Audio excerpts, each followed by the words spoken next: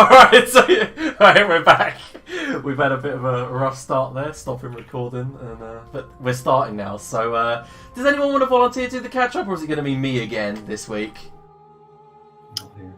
Ollie Aiden. Oh, okay, so Ollie Aiden is not here yet. Okay. Okay, I'll do the catch up. After the group decided that they would head through the ever-living Vidar and surprise the town or the city of Ragnarok, they left Isilcapula, taking the countryside route, found the furthest sister on the border, crossed the border via a tunnel, and crossed into Ranagland and the ever-living Vidar through this tunnel.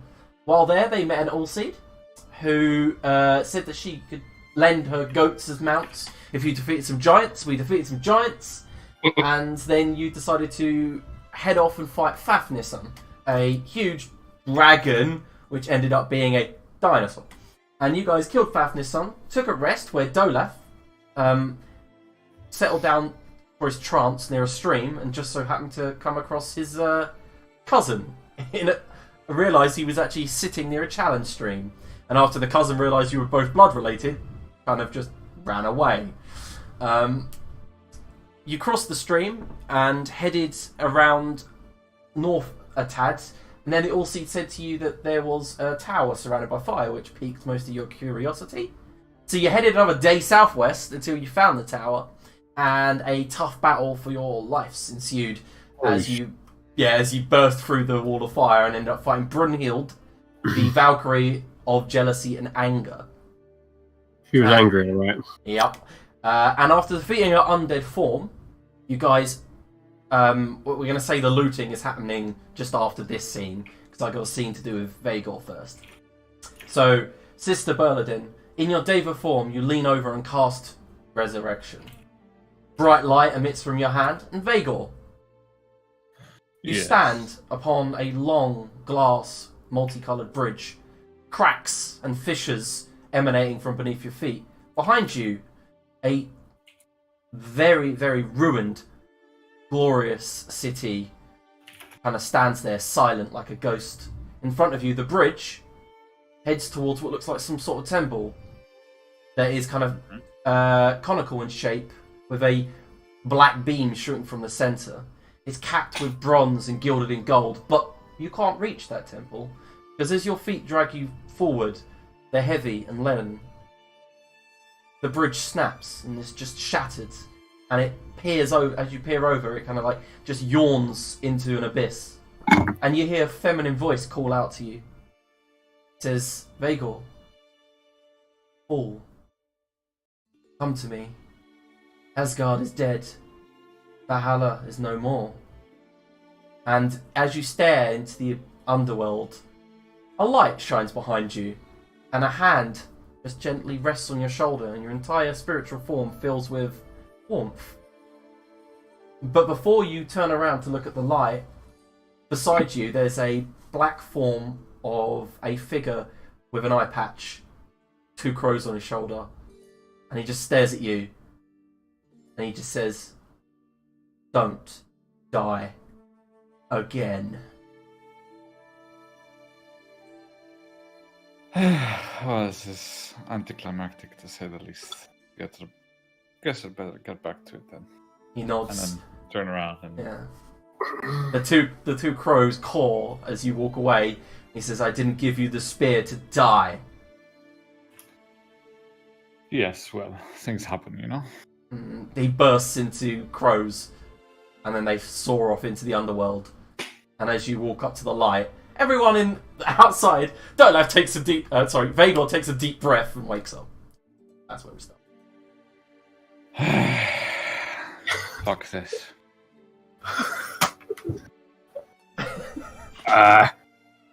Those are your first words after coming back from the brink? Yes.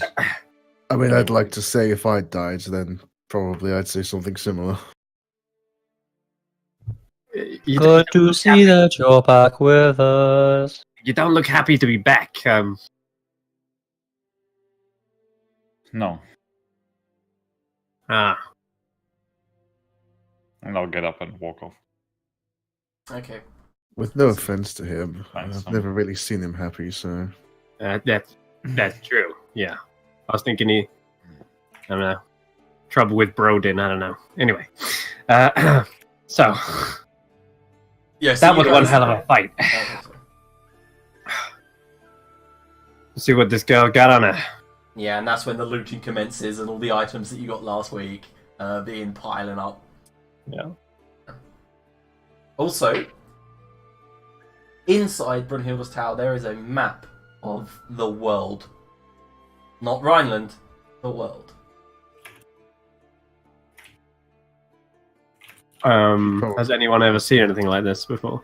Yeah, there's been lots of maps, but this seems to be where normally you'd see brush strokes or ink strokes. This seems very kind of magically made, whereas normally you would get kind of like a rough look, or it's always an impression by a cartographer. This looks like a celestial item of sorts. So it's like magic GPS satellite imaging. You could say that. It's not that magical, no, but it is an accurate map of the planet you are on. Yes. Right, cool. Well, this is just all wrong. Why is it round? How can you tell that from? How can you tell that from a piece of paper? Wait, what? You can see the. Can you see it? It kind of does look stretched. You know, like those maps with the looks like an apple peel kind of type effect. It does kind of look like that. It looks ridiculous. What the hell is this all about? Insinuating there's like another side to this, to our planet. Fucking sphere earthers. I can't bring myself to it. I'm struggling. Anyway, it's all right. So we came to this tower to do what again? I feel like I've had my senses knocked out of me. It was mainly to kill this one, to stop her plaguing the countryside, and then to see what stuff she had on us. This world map will be very useful going forward into our adventure. It was mainly Anything that could be of use in the upcoming fight. Exactly. And I think we've done pretty well. Like, the armor she was wearing seems particularly useful. I cannot wear it myself, but I imagine we can find someone that can wield it. Indeed.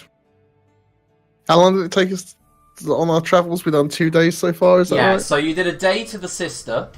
You went in, you spent a day moving around. You killed Fafnir's son on the first day, on that second day, technically. Mhm. Then you had another rest. So technically you've been here for maybe 50 odd hours, and that's it. Okay, so just call it third day. So we've still got like a good 8 or 9 days, really. Yeah, you know the army's going to take a week to mobilise at the sisters. It's already on its way there. It won't take long to get there, but it's the fact that you've got to also wait for the response from Ragnar. Yeah. Yeah, and all that kind of stuff. Yeah. You're guessing. You are guessing. But... Indeed. The sword she was using twice around with it, is it just a regular sword? What, the big fuck off sword? Okay, so for you I guys... heard it was a +5 Vorpal Greatsword. Did you now? Well, in fact, it's a Valkyrie blade. If you could carry it, you're not a large creature, so you can't actually wield it. Unless you It have... was mainly for selling purposes, to be honest. If you want to try and carry it, it weighs 400 pounds. Fuck me. No one just shoot belting us. Need that monkey grip feet. I can't even carry that at all, like even with To my be total honest, weight. you could carry it with the height spell on you, although... or enlarge. Nah, we'll be giving that a pass. Alright. Yeah, you just leave it there. It can drag it around, but it is very heavy. How large is this tower? Is there other places Yeah, to... there is this 4 levels, sorry. Okay.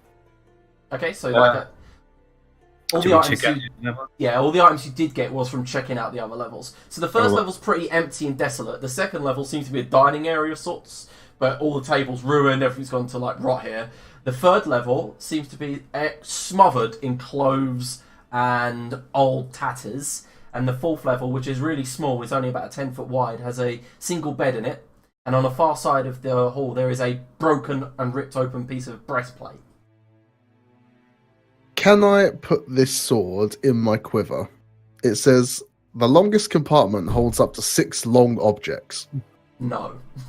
I'm going to say no. Oh, it is a long object. Yeah, it's 12 foot long. It might stick out a bit by a few, you know. I see people coming back from B&Q. With the fucking Just like- boots strapped in. Yeah. Yeah, and it's not just 12 foot long, it's also like 2 feet wide. It's huge. Yeah, it's a magical quiver. It's fine. Just let me get out my javelin. It's meant for javelins, not for fucking Valkyrie blades. Yeah, I can toss it like a javelin, I'm sure. I'm sure the wood elves of this Vidar would love to spin it and throw it as like a competition. Right, so Tom, we do a little bit of exploring, and that's All right, no Yeah. problem. Okay, what's next then? the Ulsi does jump up after the wall of fire goes down and goes, "Hello," and then the two goats appear beside her, and both of them go, "Meh." Yeah, we saved your goats. Your little woods is safe again. Well, it always was. She never left. Well, you're welcome anyway. I walk past. Yeah, okay. She goes, "Would you like another goat? Just don't get this one killed." Don't trust myself, but if you're offering, sure. Okay, and she gives you another goat. This one is Cecilia. Cecilia, how you doing? Meh. Okay. I thought I could talk with animals now. You have to cast it still. Oh, okay. All right, I'll cast Speak with Animals. Okay, what do you say? How you doing, Cecilia? Let's try and make this ride as easy and as... This is what happens. She goes, "What the fuck?" I forget. It's probably not the usual for you guys, How? the humanoids. Am I understanding you? And how are you understanding me? Have you heard of that thing called magic? No. I've heard of grass. Imagine if grass was a different color and you could use it to... You know what? Never mind. Just don't worry about it. It's fine. I'll keep my mouth shut. Just keep going. never cast it. And yeah, and as she turns to the left to look at the other goat, she goes, "Mira," and they begin gossiping about Eleanor, the other goat. That's it. You just hear a lot of gossip. Cool. Goat gossip. How long do we estimate the travel to Ragnarok to be? If you hit no snags, 3 to 4 days should be 3 to 4 days. Okay. Mounted on probably war start goats. making our way then. Mm-hmm. I'm not gonna lie, am I the only one that feels the massive urge to get these goats fully kitted up? I imagine they're quite formidable. Clad head to toe and plate. Kitted out? You mean armored up? And Aye, we're ready to go to war. I don't know, maybe it's just my ancestral roots. hey, Cecilia, how about... Would you like some battle armor? What's battle armor? Okay, right. So if you imagine grass, but like really hard and made of rock. You know what? Fuck it. I can't keep making analogies out of Can grass. I but- eat it? No, Why not? you wear it. But I It's don't like want those to. horns on your head. Wait, But you haven't gone. I don't. I don't want to eat it. No, I don't want to wear it. I want to eat it. Eleanor, she'd eat it. She eats anything. Look at her. She's fat. Wow. Hey, Why does Tumble keep bleating at the goats? turn around. I'm like, we can. Unless it's edible armor, they're not interested. Aye, I think don't think that'd be securing too- Do barges you want me to can ask be quite instead, difficult. Tumble? I mean, sure, but I think they've got priorities. And before we go into this, as I say, where we're going to secure barding for a goat. Well, I don't know, but I'd rather be talking to them than to you at the moment. Ooh. Well, I trust you to leave the logistical side of it. I'm just a thinker. And I'll walk up to Cecilia and start chatting with her. She looks up. Now that is somebody I recognise. Hello. Hello. I think what my unversed friend was trying to say is... That's when, suddenly, out of nowhere, a goat barges Cecilia out of the way, looks at you and goes, right, so first of all, I'd like to say, I've seen your kind before, and Cecilia is a total bitch, right?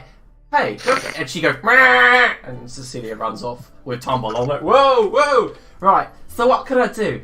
I'd like to answer all of the questions. I just walk off after where Cecilia went. I don't think so. And she jumps in the way, like, tries to get in the way. The All-Seed's having a bit of trouble trying to herd her away from you. Raise my spear. Sure. So, Get out of the way. what is that stick? Is it edible? Yes, open your mouth. I'll show you how you can eat it. Ah! Stab her. Oh, God! The All-Seed goes, what? Why would you do that? And runs over to help her. And Tumble and Rhaegar here. He tried to give me a piercing. Not again. Not after last time. Runs off. But you know what a piercing is, but you don't know what armor is? Oh, apologies. Different goat. So as you walk up to Cecilia, she turns to you and goes, that Eleanor, not only is she fat, but she's rude. Yes, I am sorry that you have to put up with her.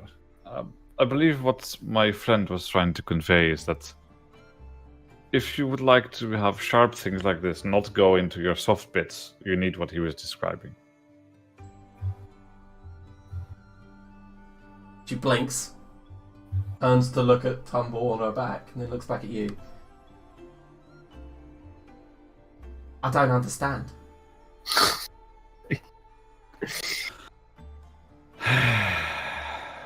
Right, are we heading off now then? Where's the next destination on this little joy tour that we're doing? Look over at Preferably, Tumble yes. and say in just in common. Mm. I don't think they have any concept of battle so far, Tumble. It's Yeah. lost cause, I feel. Vhagar, it looks like you've lost all respect from the All-Seed who's staring at you. Previously, she thought she was a muscle-bound furbog that she really found attractive. Now she's just kind of staring at you weirdly. That's fine. I don't care. Nursing a goat. She does cast Cure Wounds on it. And then just kind of goes, right, let's get you guys moving. Aye, I think some other and other will be appreciated sometime soon as well. We all took quite a beating. And she moves beside you, Tumble, and says, I'm going to have to ask you to get off of Cecilia for a second. Okay. I help off. Yeah. And then there's a brief moment when you're all walking. And then Before we set off, what time of the day are we on? midday-ish. And it's really Now hard we hit to a what? tell. Yeah, it's really hard to Did tell. we only just rest before that far? Yeah, you did. You rested just beyond the river around the corner from this place. Was that a long rest or a short Yeah, it rest? was a long rest. Oh yeah, because that other thing showed up as well. Then said, "Jesus Christ, we need to stop being battered." Can you all make perception checks? Oh, so I got off for a second. Yeah. What's she doing? Oh, Like, make a perception check. because I'm like looking right at her. Jesus Mm. Christ. Gonna try and make a runner. Don't like no goat stabbing oaths. Character sheet's still loading, apparently. Okay. There we go. Wait, what? Oh, sorry, was that from everyone? Yep. Yeah. Oh, it depends if you care or not. Well, I don't know what I'm caring about. Oh, we'll Oh, get to it. Let's see. Ah, No. yeah, you all fail. Totally not. Really don't care. Wait. Even Lord Aaronspire with the 22? Yeah, it's a disadvantage. And What? briefly, there's a sound coming from the All-Seed, and it gets cacophonous for one brief second, and then there's a flash of light, and around you, The whole herd and her have disappeared. Well, she was a wee bit temperamental. Not massively sure why you stabbed it in the mouth though, Vigor, but each to his own. Alright, are we going to have a breather here before we set off, or are we going to try and get some better... Are we going to find somewhere better to camp, or to rest up for an hour? We've literally just rested. Oh, I must have not have realised. What, did we do, a short rest? No, you did a long rest. Like, for the third time you just asked that question. Yeah, no, but we have long rested. We have long rested. Yeah, we didn't long rest though since... You're full. You are full. We are moving on. We have long rested. Alright, fair enough then. No, not after that combat. You're not full. Yeah, oh my god! You said last time at the end of the session. No, I didn't. Yeah. We leveled up, but we didn't have a long rest. Yeah, we leveled up. I don't think we healed. Mm-hmm. I think we need a short rest now, and then move on. Yeah. And then if it gets late, we'll then... Yeah, we definitely have some kind of rest, because I had all my stuff back. You shouldn't have, because you fought Brynhilde after you'd had a long rest, because it was literally in the morning you went to fight her. Yeah, and then we haven't done anything since then. Yeah. Right, short rest up then. Right then, we'll stop here then for a couple of hours, catch up the rest, and then we'll continue on our way. Me and Vigor took quite a licking.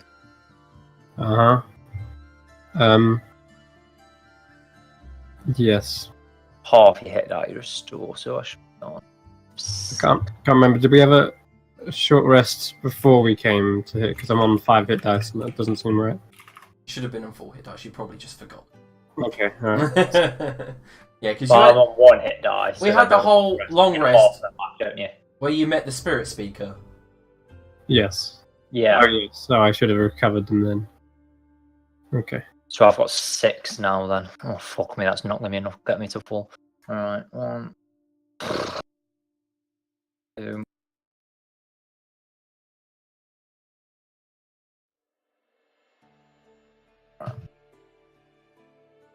Ooh, that's not good. Yep. Well, I guess it kind of fucks you up more if you have the boss fight first. Yeah, first thing in the morning. Yeah, it's not first thing in the morning. Yeah. Probably not the best way to start the day. I eat boss battles for breakfast. Yeah. No, that's probably the best way to do it in D&D5e. I'll tell you what, I don't actually feel a lot better, so much better. Still feel pretty banged up, but you know what? I'm probably good enough to continue for the rest of the day. Yeah. But I think we should probably try and to avoid fighting any more cursed Valkyries till then. Yeah, like fucks with these rolls, honestly. I think we're all in bad shape, but I don't think we can say shit after what Vago's been through. Aye. I think I'm empty on the potions as well. Let me have a look. My fumbles through all his little belongings and his bag of potions. Yep. I got an elixir of elf and that's about it. Shit. Should have bought more potions. Oh, was that it? Didn't you blow like loads of healing spells from the Deva? He did. Yeah. He used all the Diva's abilities before he got Polymorph out of it. Yeah. Remember, Holy Morph doesn't last as long as Polymorph. I said it lasts 1 minute. Lasts a minute, yeah. Alright, then sound. Right then, let's be on our way. See? Mystery solved! I've got like potions of storm giant strength, but no healing ones. Just 29 strength! Yeah, that'll do. Okay. I think... be careful from now on, guys. Till we can find me or the Ravigo is probably going to be the best one with that. As much as we do appreciate Swole Aiden, he's not the most useful in combat. I wonder if there's any place we could stop by. Find ways to buy potions, I don't know. Maybe one of these elf settlements. Do you know any local though? If we could have kept our little guide, that would have been nice, but she seems to have disappeared. Isn't there? Maybe the wild elves have brewed some. That's what I mean. Do you know of any wild elf settlement? Dolaf, if he wants to roll history, can. And haven't we got the map? Yeah. Yeah, but it doesn't have details on it. Just a map. Useless. Useless. Okay, so Erenspire, you know that the western side of the Vidal belongs to your mother's people, the Kaimana. You know that they move around depending on the season. They can either be on the ground or on the canopy, also depending on the season. You are on the beginning of summer, so they would be about 300 feet above you on the canopy. If you wanted to find them. There are some around, but with the lack of transport now, we should probably be moving northeast towards our destination. Probably wise. Right, someone keep an eye out. Let's march forward. We need to make sure that we keep an eye out. Like I say, I prefer not to stumble into anything that's gonna give us as much of a kicking again. I don't think we've got another one in us. Duly noted. I don't imagine there'd be too many of them around, though. You walk around the corner and you see yet another Valkyrie tower. Well, shit. Ah, you wish. Okay, so you're heading northeast, yeah? Yeah. We're on our Some way. Valkyrie revenge kill. Yeah, can you all make a survival check? Without a guide, I need survival check. Yes, it's coming right up. What is with my roll today? Wow. I've not rolled above a 2. I know these woods. Yep. Dolaf, when you are very, very young, like we're talking barely beyond remembering, you do recall your mother saying that she took you to your grandfather here. You know, the whole cementing of the relationship was that you would have a son, you were taken here and shown to your grandfather Fenbalar. But can't really remember, but you do know that the direction you are heading is probably going to become boggy soon, and that's northeast. So you do know how to get northeast, and you know it's going to get boggy because it's around the rivers and stuff. Okay. I'll let people know that and then continue that way. Okie dokie. Nice. Is there any much more of a path anytime soon, or? No, not really. You've actually come off of the only path you've seen so far. You've headed. Alright then, let's drive forward then. Let's try not to die. That might be smart. Generally. Vegor, I think you're going to be our survival expert going forward. Okay. Okay, so sorry, I was just reading something else. Okay, so you guys press onwards, and by late afternoon, you guys come across a wide, fast-moving stream.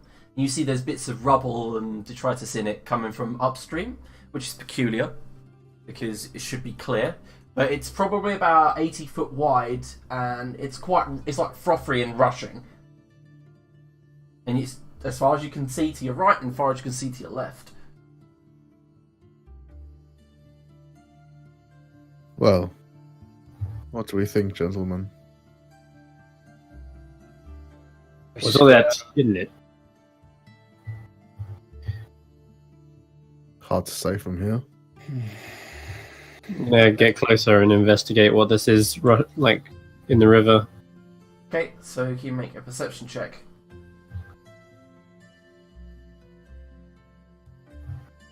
19. 19. Nice. Okay, so you see definitely is the remnants of a ship. Not a big one. Huh. The remnants of a ship. Yeah, it looks like pieces of boat. And how big was it? Like a vessel? Because it could have been a small vessel. Or it Yeah, could have small been a vessel, like we're talking a skiff. Okay. Yeah, like a small boat, like just pieces, like floating down here. Is the wood like rotten, or is it like fresh? No, it's fresh, and you can see that there's some scorch marks on it as well. Uh-oh. Is it just floating and disappearing, or is it? No, all it's like... floating downstream, rushing downstream. Because you currently can see that further north is a cascade of sorts, and more to your south. So you could definitely see that it's happened up north, wherever this was. Yeah, it looks like something blew a bow up. Ollie, you didn't pass back down through here before we came, did we? No, of course I didn't. Not being silly. I don't know. Yeah, the only one I can imagine blowing up a vessel like that. I don't know. That's when you all hear a kind of shouting. Help! Help! Rush to the sound of the helping. Okay, so it's Underground? no, it's not underground. It is to the north, though, in a kind of a heavily wooded area. Because you're at the moment, you've come to a clearing where the trees are, and finally the canopy above you reaches ever so slightly over the river. But there is a nice 20-meter strip above you, which lets in sunlight, and it blazes off of the river. But to your north is kind of like what looks like marshland, stuff like that. So Tumble, as you head that way, running off, leaving the rest, you part some ferns and some willow trees, and you find a man. He's holding his leg and it's trapped in a bear trap. And he just looks at you with worry on his face. He's wearing leather jerkins, kind of like a fur cloak. His ears are pointed. He has tattoos across his face. And he looks at you with his green eyes. And his like blondish hair is all dishevelled. And he's got blood crusted all up over the leather armour on his legs. And he just goes, "Oh, thank Idun. Over here, please, help." And you realise that the bear trap's like the size of you. It's huge. It's come like straight up past his kneecap into his thigh. I'm gonna... He looks like he's just stuck there, and... Mm-hmm. Okay. Before I approach, because Tumble's always, like, very... He's quick to assume that people are just trying to trick him. I'm just gonna have a look around and make sure this isn't some sort of weird trap. Okay. It's definitely a trap. I mean... yeah, alright. I'm just hoping that the trap isn't trapped. So I will look around and... Trapception. Also, can I insight check him? Oh, you can insight check him. Yep. Yeah. Okay, not high, but... Oh, he looks like he's had a trophy. And he's really hurt, Tumble. Why would he fucking step in a trap that size, though? That's the real question. I'm gonna quick look around and make sure if I can see any, like, tracks and shit. Okay. There's more than one people. He's like, "What are you doing? Please! I beg of you!" Alright, I'm gonna check this surrounding area, make sure it's all clear. As you check around, he's looking at you weirdly. Did anyone else turn up at this moment? I didn't run off, Yeah, but yeah. definitely went in that direction. Yeah, you would definitely appear like maybe like 30 seconds afterwards. Yeah, a tumble. It doesn't look like a trap, but weird enough, you find dire bear footprints, and he's like, "Please, please." Alright, it seems safe. And obviously gesture the rest of my party to come forward, and I'll head towards the trap. Yeah. Hold still and stop Dire screaming. bear footprint. Just like, obviously bear footprints and Yeah, there's a dire bear nearby, so if you keep all that shouting, you know you're just going to attract it, right? Oh, and look, you've already triggered his trap, so we'd have to take it on ourselves. Okay. Now, let me have a look at this. Can I, is this going to take a strength roll to maybe undo, or is there another mechanism? It is going to take the classic strength. It's a big ass bear trap that you're going to have to put I was just thinking if there's a way I could use my thieves' tools to maybe dismantle dismantle. You could dismantle it, yeah, instead. Yeah, I'm going to try that. Pull out my thieves' tools and see if I can, like, undo the mechanism in the spring and shit. Let's go. Ooh. Oh, so as you're trying to the undo expertise thing. So as you're trying to the expertise thing with being a thief. Oh, you're right. I do have reliable talent. Yes. There we are. Yeah, But- counts as a 10. So that's a 10, which means it's plus 11, so it's 21. Wow. Holy... I always thought that was a shit skill, and now I see why it's not. No, it's really good. Like, Oh, yeah. anything you're proficient in, you pretty much never fail. Yeah. Okay, Oh, so Tumble, it's easy. At first, you're like, "Oh no, I might fail," but then you're like, "Nah, this is easy." And eventually, you undo it, and as you do, and it kind of like just crumples to the ground. He falls back, holding his leg, and his hands glow white as he casts a spell on the wound. And he just looks at it, and as it begins to heal, and he looks up at you, Tumble, and then your allies, of course, arriving behind, and he says, He stands and goes, "However can I help you? How Well, can I repay you for this? Thank you so much." You see he's got spell component pouch, you see he's got like kind of You're all these, he's got a staff as well that he picks up from the floor. Are you a cleric or something? Druid, I would guess. I'm a spirit speaker. Uh-huh. We got one of those. Hang on. Were you out here alone? Yes, I was for a while, yes. You know anything about this part? There's a vessel nearby. It seems to be in pieces now. Yes. You could tell us about that? You make a persuasion check. You just said I'll do anything for you. Come on. Yeah, but now that you're asking about certain things, he's getting a bit... And now that Vagor's arrived as well, he stares at Vagor and suddenly seems very shut off. Okay, 14. As part of a party of elves. We're attacked. What tribe are you? Kaimana. Greetings, by the way. Oh, okay. Hello. Just looks you up and down. He goes, "I see you're a city elf. I am, yes. I seem to get that a lot here. What are you doing crossing the Vidar?" We're heading to Ranagland. Well, I suppose we're in Ranagland, further to the north. Oh, okay. Well, I guess it's none of my business. What tribe do you hail from? He kind of just asks it confused, because he obviously doesn't understand the finer points of city elves. He just goes, "What tribe are you from?" I suppose you could say the Aronspire tribe. Oh, the Aaron's... Yeah, the penny He drop. narrows his eyes at you and he goes, "Are you Faladar?" No, not quite. Younger. The younger version. The new improved model. You're Dolath. You're Dolath. I am indeed Dolath, yes. I know your grandfather. Really? I haven't Wow. seen him in quite some time. He goes, "What are the chances?" Fairly slim, I would say, but also fairly high if I was to be here, which I am. Yeah, I guess that makes a lot of sense. Yeah, 100%, I'd say. Look, right, he suddenly seems a little bit more carefree now that you see knows who you are, and he says, "Look, we were attempting to ambush a ship from Fafnir. It all went wrong. I tried to retreat in my bear form, and I got caught in a bear trap." Fitting. Yeah, that's Yes, kind of... I know it's silly and it's stupid, but it happened, okay? Yeah, that sucks. He kind of like realizes he's told you a funny, you kind of snickering, and he says, "What can I do for you not to mention this ever again?"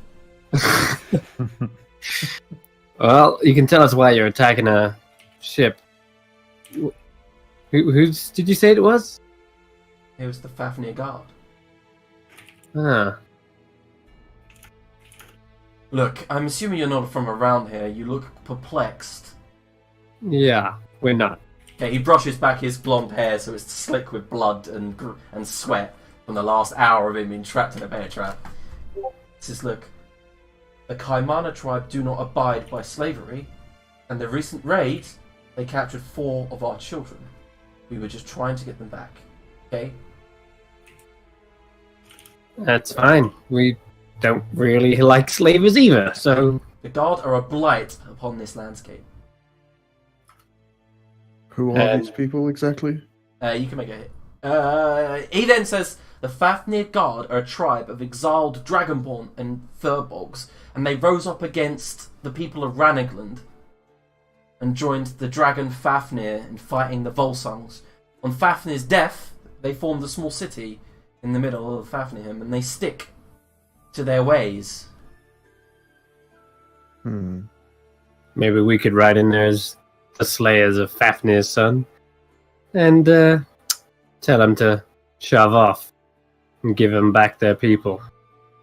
Like, you've heard of the Fafnir's Guard a little bit, Dale. If you just know that they're another people, they own city-state inside the forest. We've still got bits of that dragon that we slayed, haven't we? Like, I took a big tooth, didn't I, or something? I believe that was it. I think someone butchered it. Okay. You ate his heart. This could, it's fucking hot. I mean, sure. This could work out to our advantage if we went and helped deal with the scenario. It would probably give us some favor with the tribes, and with my connection, perhaps we could get them to agree to help us. Aye, any forces we can use to bolster the Five Sisters will be beneficial to our cause. All right. Sounds like we're going to get crushed at the moment, so bolstering definitely sounds like the right plan going forward. I hate to interject, but I can overhear you here. What is happening? Why do we need to bolster your forces? What's happening? Don't you worry. All you need to know is we're going to help you out. Is that something to do with the earthquake that happened? It's quite alright, I'll explain. And for brevity's sake, just tell him I'll explain the scenario of what's happening, potential end of the world scenario, Yeah, etc. he paces back and forward for a long, long time, and then says, "We need to go see him. Whom? First, we stop at Phyrexian, then we stop at your grandfather, and we explain this to him. But first, Phyrexian." Do I know of this Phyrexian? You can make a history check. I would love to. Yeah. The name was told to you by your mother about 10 years ago, in brief passing, saying that a famous Dragonborn warrior had come to... He was young, and he just turned up in the Vidar to prove himself. That's as much as you know. Okay. And what is it we'll do with Phyrexia? Sorry? I'm only familiar with the name in passing. Oh, well, it's not really to do with Phyrexian himself, but it's to do with his partner. His PIC, if you will. And who would that be? Well, she doesn't have a name, as far as I know. Obviously, Phyrexian would know her, but me? No. Well, what do we think, gentlemen? We have a couple of days to spare. This could be useful to us. Yeah, I'm on board. I just need to know how we're going to do it. So we're making our way. Do you know anywhere where we can rest on the way, or do you reckon we can... How long is it going to take us to travel there? Well, like I said, we'll visit Phyrexian, and then we'll go to your father. I could take us back to my tribe, of course. It's easy as touching the tree. Alright, let's be on our way then. Lead the way. Sorry, Elf. You have my name. I did not catch yours. Oh, apologies, Dolaf. He kind of looks at you weirdly and goes, "Prince Dolaf?" Anyway, my name is Lord. Beleth. Nice to meet you, Benneth. Beleth is the now. That's what I said. Oh, okay. Dialect differences. Dialect differences. Yeah, my apologies. Obviously, yes. So, did you kill all the slavers, by the way? Or is that, I don't know. I might have retreated when I got hit. So you don't need any, you don't need anything, like, wrapping up? It's all done, it's all dusted. We can be on our way? Well, as far as I know, yes. I mean... Okay. Alright. Yes, I mean, slavers are probably the least of our worries right now. Yeah, sure. So, wait, before we end this, finish this conversation, Todd, are you there? I am. Hello. Welcome. Good day. I've just had a parent shout at me for an hour straight, so I'm ready to chill. Okay, so let's just catch you up. We've left Brunhilde's tower. Yep. Vhagar stabbed a goat, so the All-Seed ran away. Nice. You've just come across a river to the northeast and found a druid in a bear trap, which the guys realised quickly that they were in bear form when they got hit by a bear trap. and it turns out to be a member of Dolaf's mother's tribe, and he knows Dolaf's grandfather. Awesome. So the first stop, he says, is to go visit someone called Phyrexian, and Phyrexian's PIC, partner in crime, and then after that, he's gonna take you to the Kaimana tribe. That's Wicked. Gist of it, right? Anything I'm missing other than the slaver ship? Just that the god deserves it, that's all.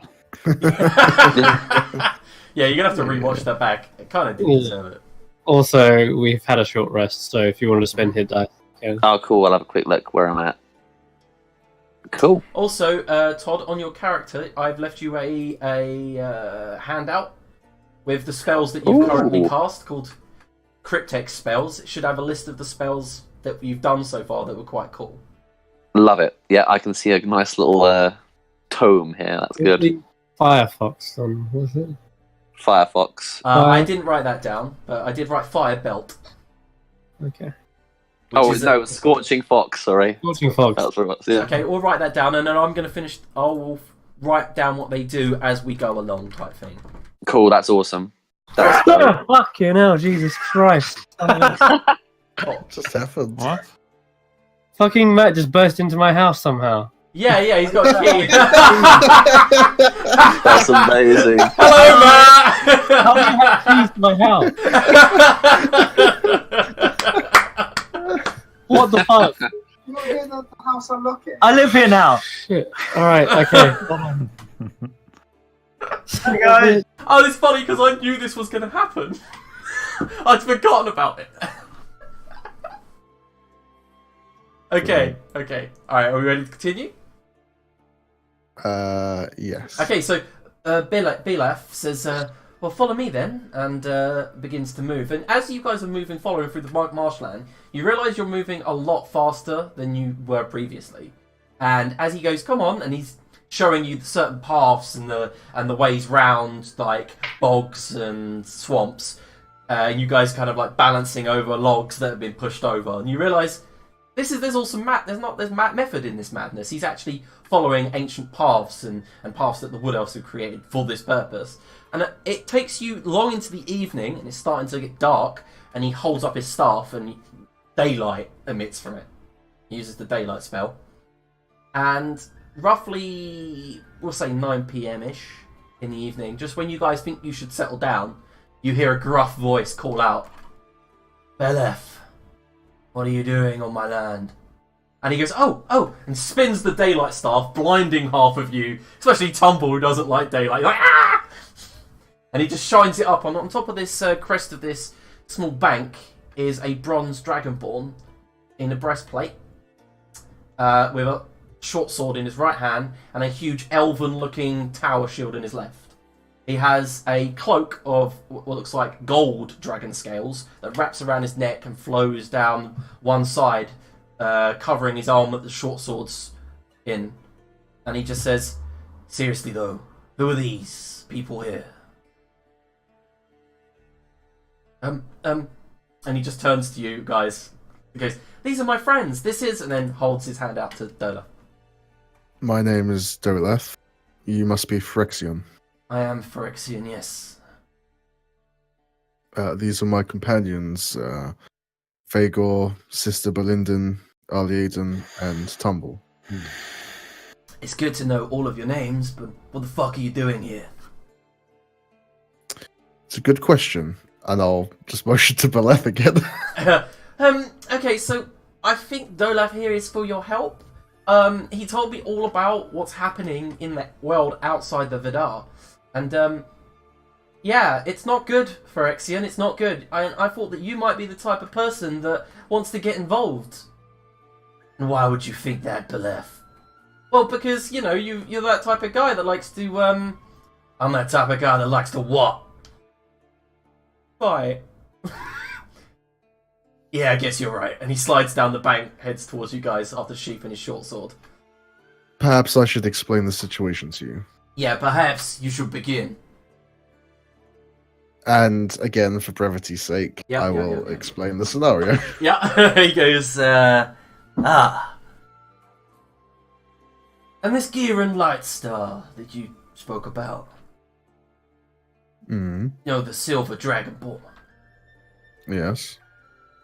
Explain what he looks like again to me, please.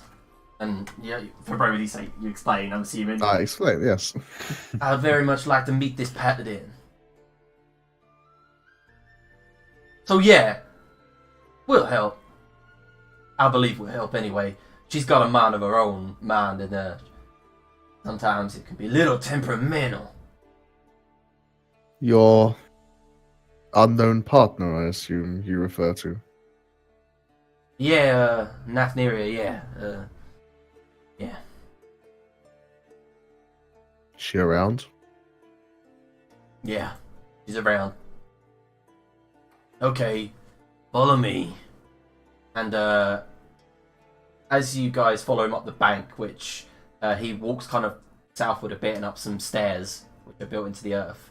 The precipice here flattens out and it overlooks the bog below.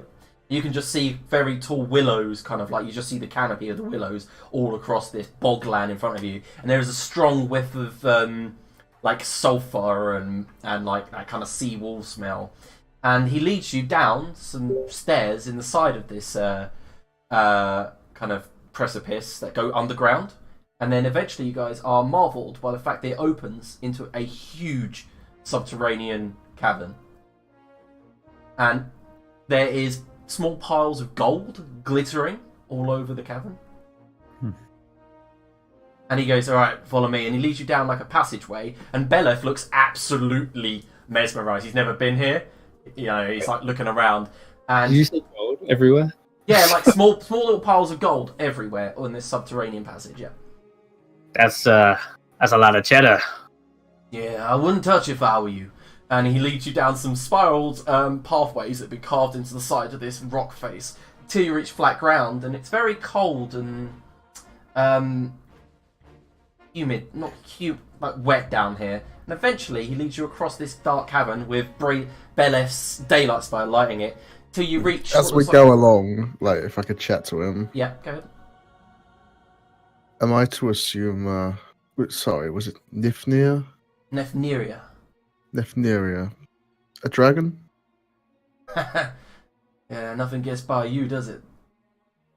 I try to keep my observations, yes. And then eventually you hear a feminine voice call out, echoing through the cavern. A dragon, you say? A woman appears from behind one of the subterranean pillars that kind of like join in the middle, and she, as the daylight glitters across her golden dress, which by the way is transparent, so you can see her pale elven body beneath, she stares at you with golden eyes. And her golden hair flows down around her body, almost to her feet. Kind of like ethereal. And she says, "Who have you brought to me, Vexian?" And he goes, "Milady, I brought some news from the outside world. And, well, they should probably deliver it, you know." And kind of steps off to the side. "Yes, elf?" And the rest My of you. name is Doleth. This is Tumble, Vagor, Sister Belindan, Alyaden. Okay, so at that moment, all of you feel like a piercing stare just like hits you, and then just like piercing to your mind and your soul. You all feel like this tingle rush down the side of your spine, and then your heart skips a beat. And those of you playing the Broken Realms will recognise this feeling. But yes, as it hits you, you guys kind of like blink, and then she stares at Vagor.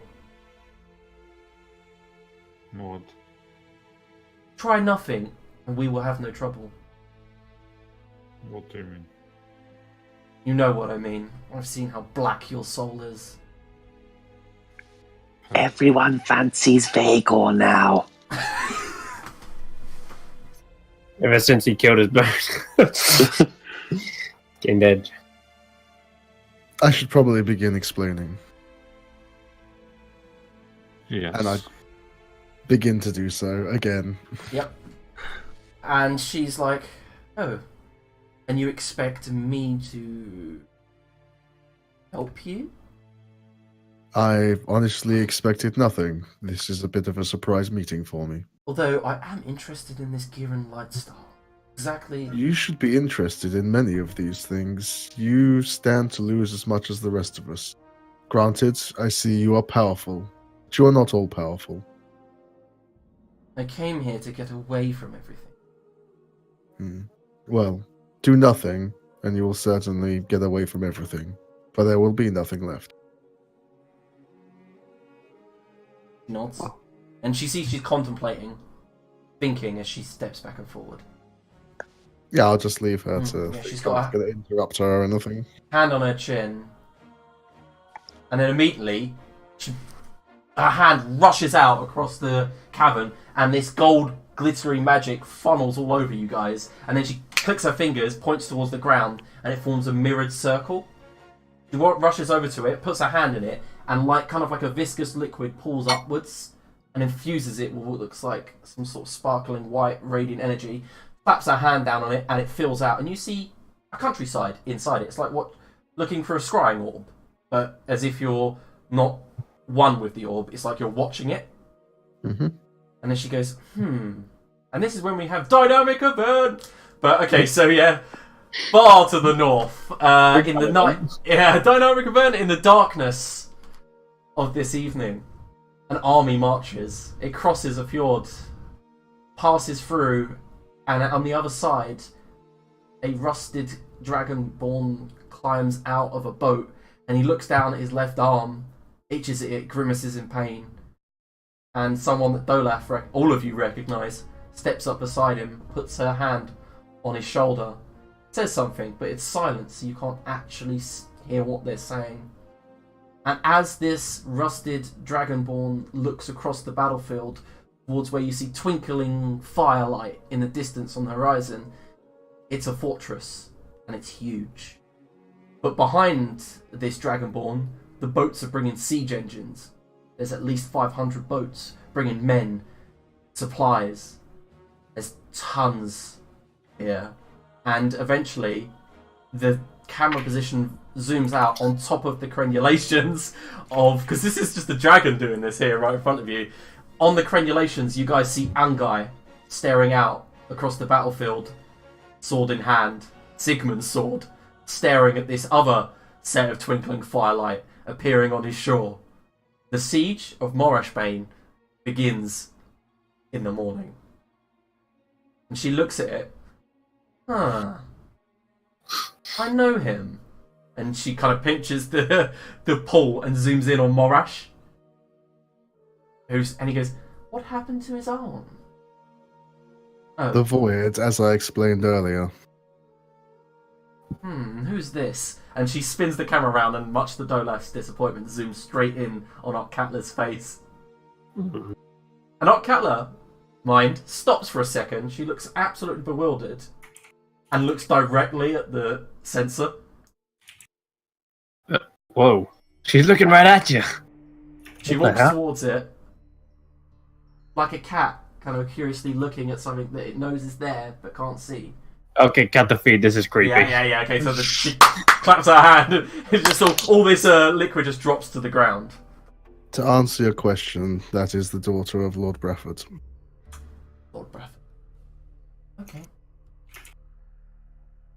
Who resided to the northeast. That was a girl? Yes, sorry.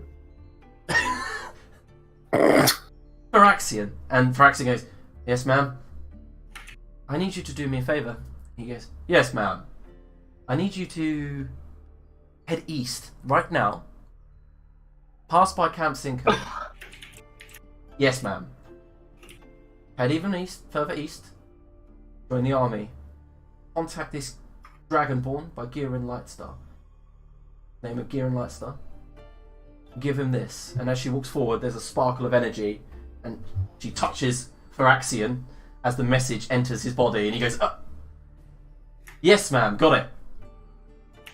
And he sheaths his sword, begins packing, putting his power shield on his back, straightens the straps, and he turns to her and says, but what about you? What about, her? I'll look after our daughter. Fine.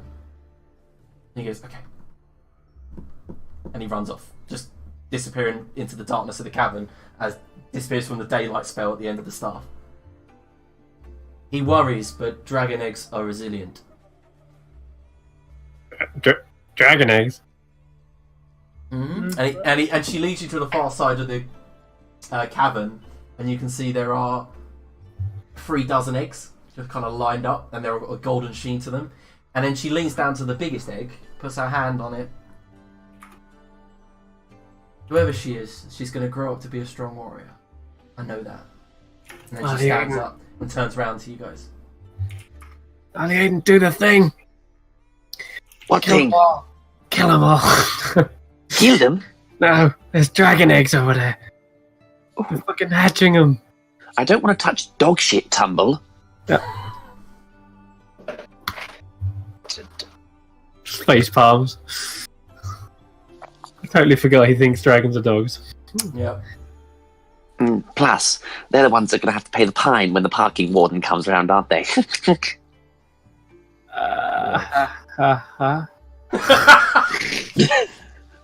What? Yes, you are welcome to stay here the night, though. Thank you. Oh, We could use fantastic. rest.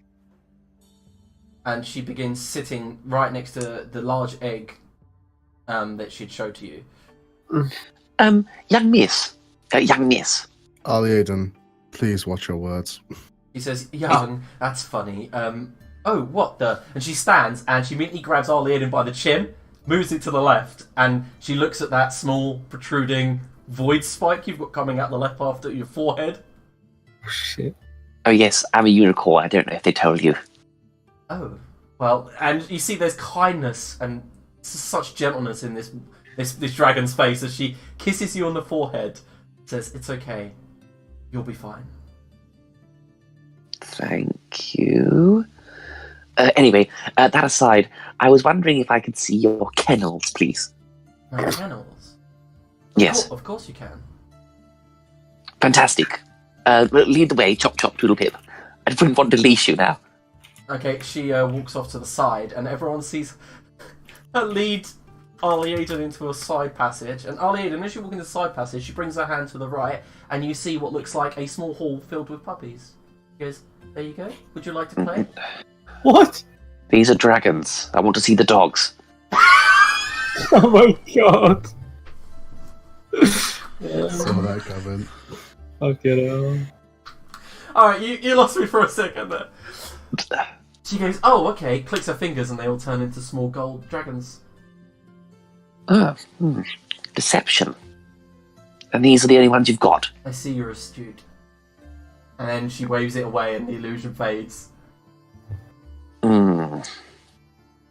I'm not sure I can work you out, young miss. Yeah, now that we're from, we're not in front of your friends, she punches you clean in the face.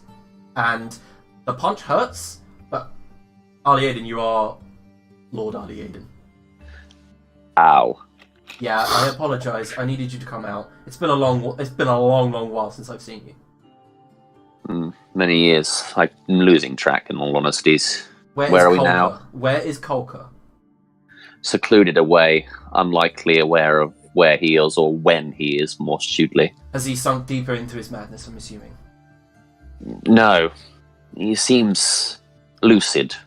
I don't know whether it's because of the events or whether it's because he's had time to himself. Her hands slap down on your shoulders and she says, I have felt Ileana's essence fade, as well as Scardi. Well, I'm trying to get the message through, but no one's listening to me. Perhaps you should pass it on to my dear friends out there. I'd rather not reveal myself right now. Thank you very much. When? When is the right time? Soon. How long has it been? A dozen years or so, yeah. But we've been biding our time. With Kolka missing, and now Binkelwin in the wind, it's going to be difficult. Do you know what I think? What? I think you're frightened. Of course I am. I'll stay a step closer as well. Yeah, she's like, I think everyone on this planet who has a damn hell of a chance of doing something about it is hiding in their own version of a private little hole where they can stick their head in the sand and not do a damn thing about it. Talking of sand, Arlie Aiden, talking of sand, even if we defeat this threat, like we'd planned, we still got the Mokul Empire to deal with. Oh, I haven't forgotten.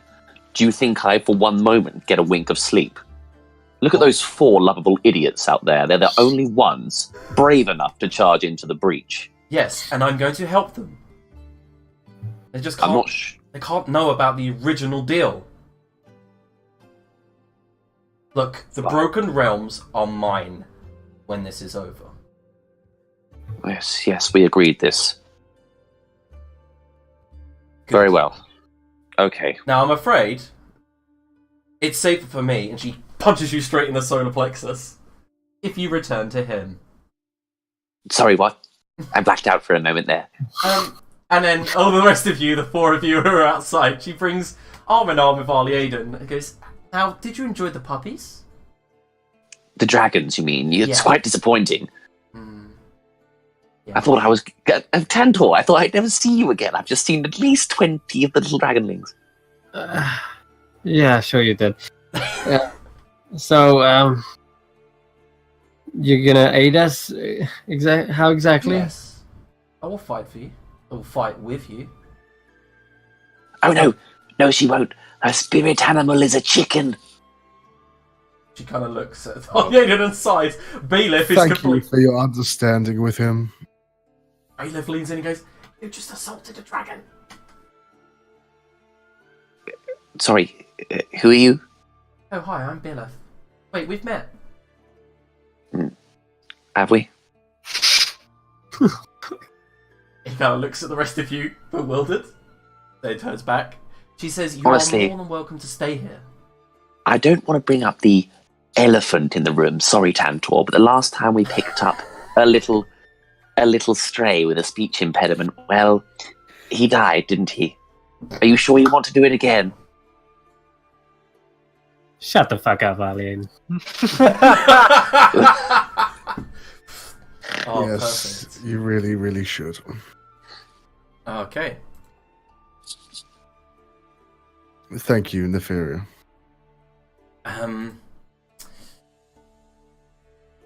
Nifneria. It's what I said. It's a different dialect. Okay.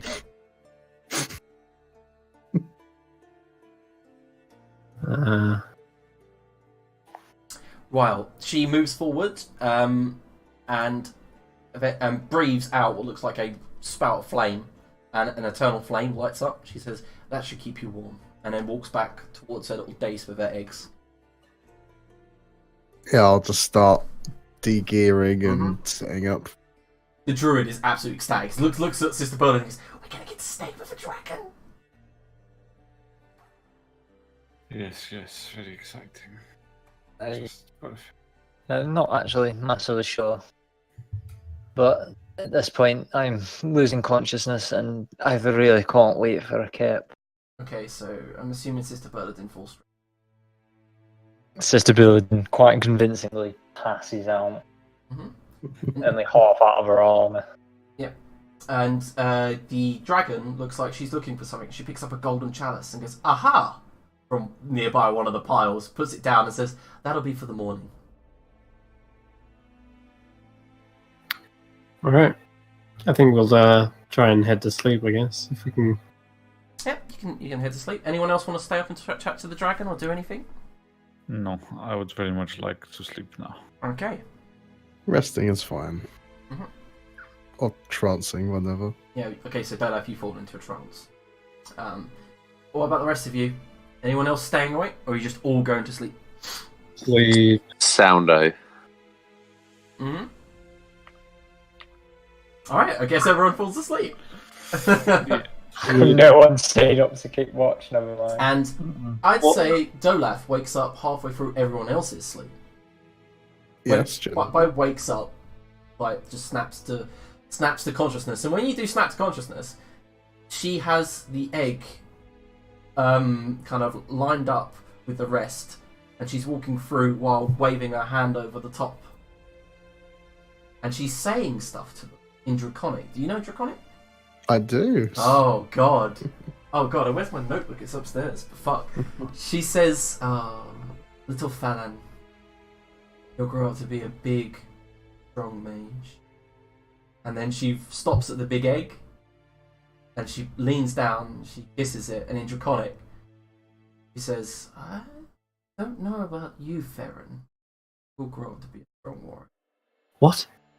And she moves off down the line, saying off different names that all begin with a T and a H.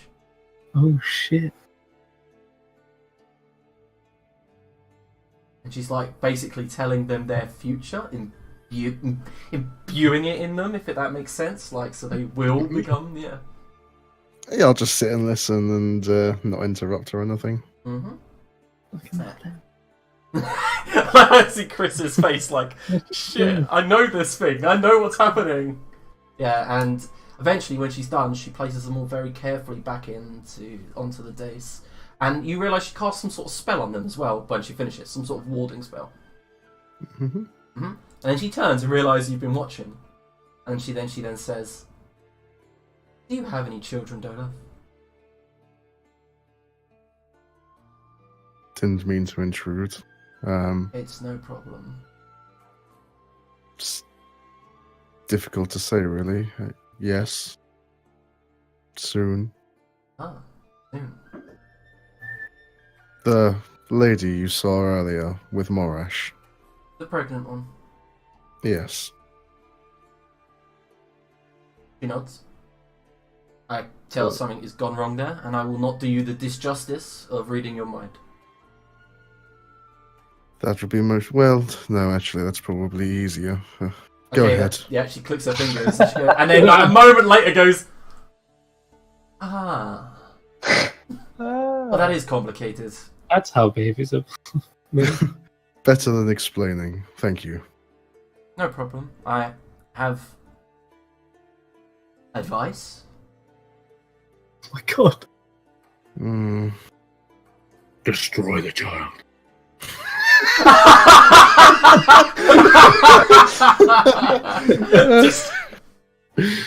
Oh, Chris, you crack me up.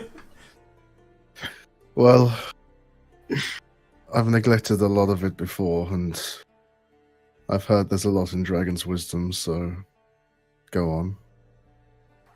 Phyrexian is not a dragon. He's dragonborn. But we fell fallen in love. I see that you think she's broken. No, that's not it. You see that she needs fixing. That is really what's on your mind. This needs That makes fixing. me sound like a terrible psychopath. No, but you know she's not broken. Not broken, no. I mean, just not what I expected. I understand she chose this path of her own volition. It's more broken than me, I suppose. Yes. Did not expect it. I can't speak for her, but I can speak for you. She's not leaving you as such. She hasn't divorced you. She hasn't moved on to anyone new. You know this, somehow, because you saw her. Sorry, I pried deeper. On the walls? Correct. That moment when she asked you what you were going to do, what you thought, you broke her heart. I saw it in her eyes.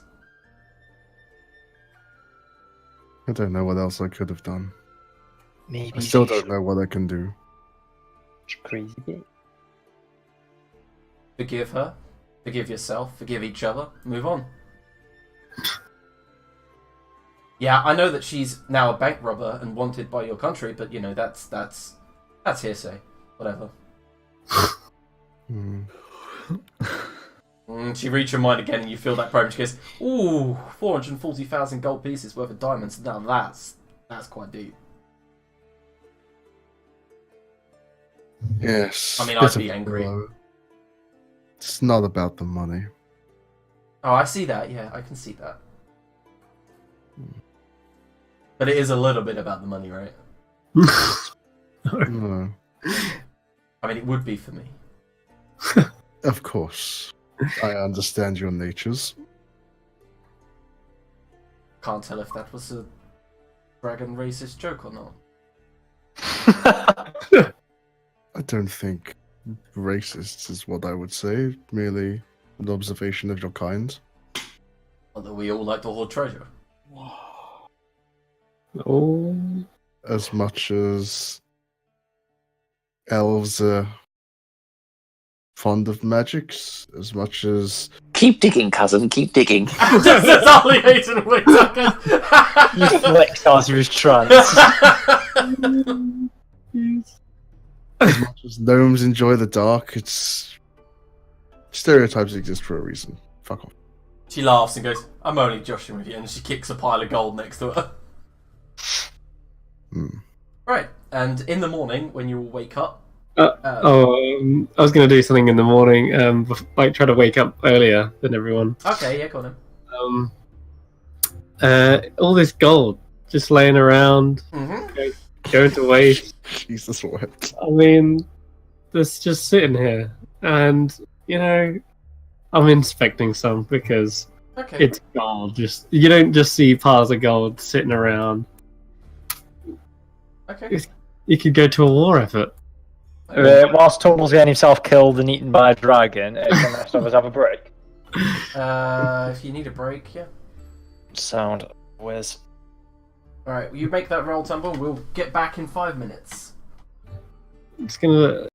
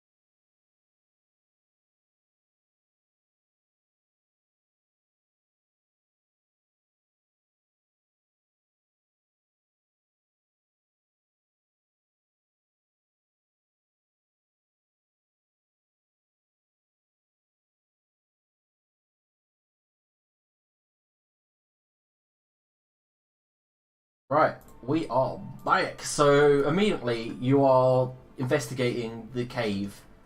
Can you also make a stealth check? One of those two. Okay. Higher than 10. Higher than 10. Oh, the natural. Boom. 21. Oh my god, you might. 32. All right, give me a sec. Let me roll the perception. No need. No need. Fuck you. Fucking, I am the darkness. Don't worry about this 900-year-old dragon and her perception. Never mind. Yeah, it's fine. No, I will not. This could easily go wrong for you. Could, but it's not. Alright, so, sneak around. Looking for some Oh! Well played. Yeah. Yeah. Holy shit. Okay, right. It's a lot of gold in here. A lot of cheddar. So, I inspect some of the gold pieces. Let's have a look at their... Oh, some of them are old. Ancient. Old? Yeah, some of them have the Raven's kind of head of the old coins of ancient Larithia.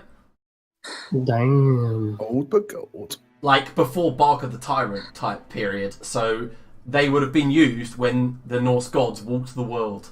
A collector's piece. I look over and see if anyone's noticed, and... No. Well, she's got a plentiful amount. And she said she was going to help us, so... Well, why not? It helps the war effort. I'll pocket a few of these gold pieces. I've got a crunching sound coming on. Yeah, so do I. Okay, you're going to try and pocket some, yeah? Yeah, at least the one I've got on me. Okay, Did yeah. they look like they're worth more than just one gold? Well, Like, you don't know. no, can't like appraise it. Okay. Yeah, well, I'll try to make it look like Nana's gone, right? So I'm not going to just take like one corner of the room or like a whole pile. I'm going to try and evenly take from kind of like Okay. an area, so it doesn't look like it's gone down. You can roll up to 3d8 if you want. Oh, okay.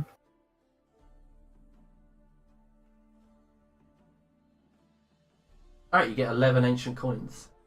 Cool. All right. Sweet. And anything else in these pile of gold while I'm at it for the 21 investigation? I'd say you also find what looks like a gem-encrusted bowl. Gems. Yeah, it's like a gem-encrusted bowl. Yeah, I'll pop a gem off that as well. You pop a gem off of it. I'm You not want to roll taking... your jeweler's kit? Yeah, sure. Go ahead. Jesus. 21. Okay, which would have been even if you failed. So you pop That's off true. one of the gems and you get a ruby worth 100 gold pieces. Sweet. All right. And then I'll head back to sleep for just like the last little hour, Mhm. and then get up with everyone. Assuming you get up with Okay. everyone. So as the morning comes and you're all woken up, she goes, "I have a pleasant surprise for all of you." She walks over to one of the side piles of gold, begins rooting around and goes, "I swear I left it somewhere." And she picks it up. It's a golden bowl with some gems. And she walks over to the table, places it, and then goes to cast a spell, and it fails. And she goes, "Huh?" Begins to examine the bowl and realizes the bowl is missing a gem, and says, "Oh, when did that happen? I guess no hero's feast for you. Fuck off. As if. Fucking And she looks at it and goes, "I guess I'll, I guess you'll have to make your own breakfast. I apologise. What a terrible host I have been." No, don't worry, don't worry. Someone's obviously been heinously selfish and chipped a tiny gem off that bowl. Yeah, that's exactly what they did, I mean. Oh yes, crazy Ollie Aiden. I'm always coming up with crazy shit, aren't I?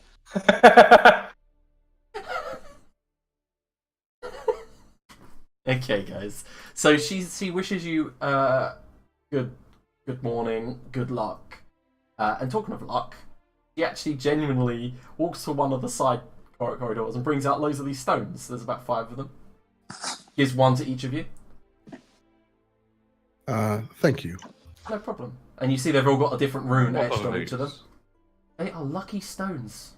What rune do I have? You have the rune of wood. All right. Woad. Oh, someone read behind for me.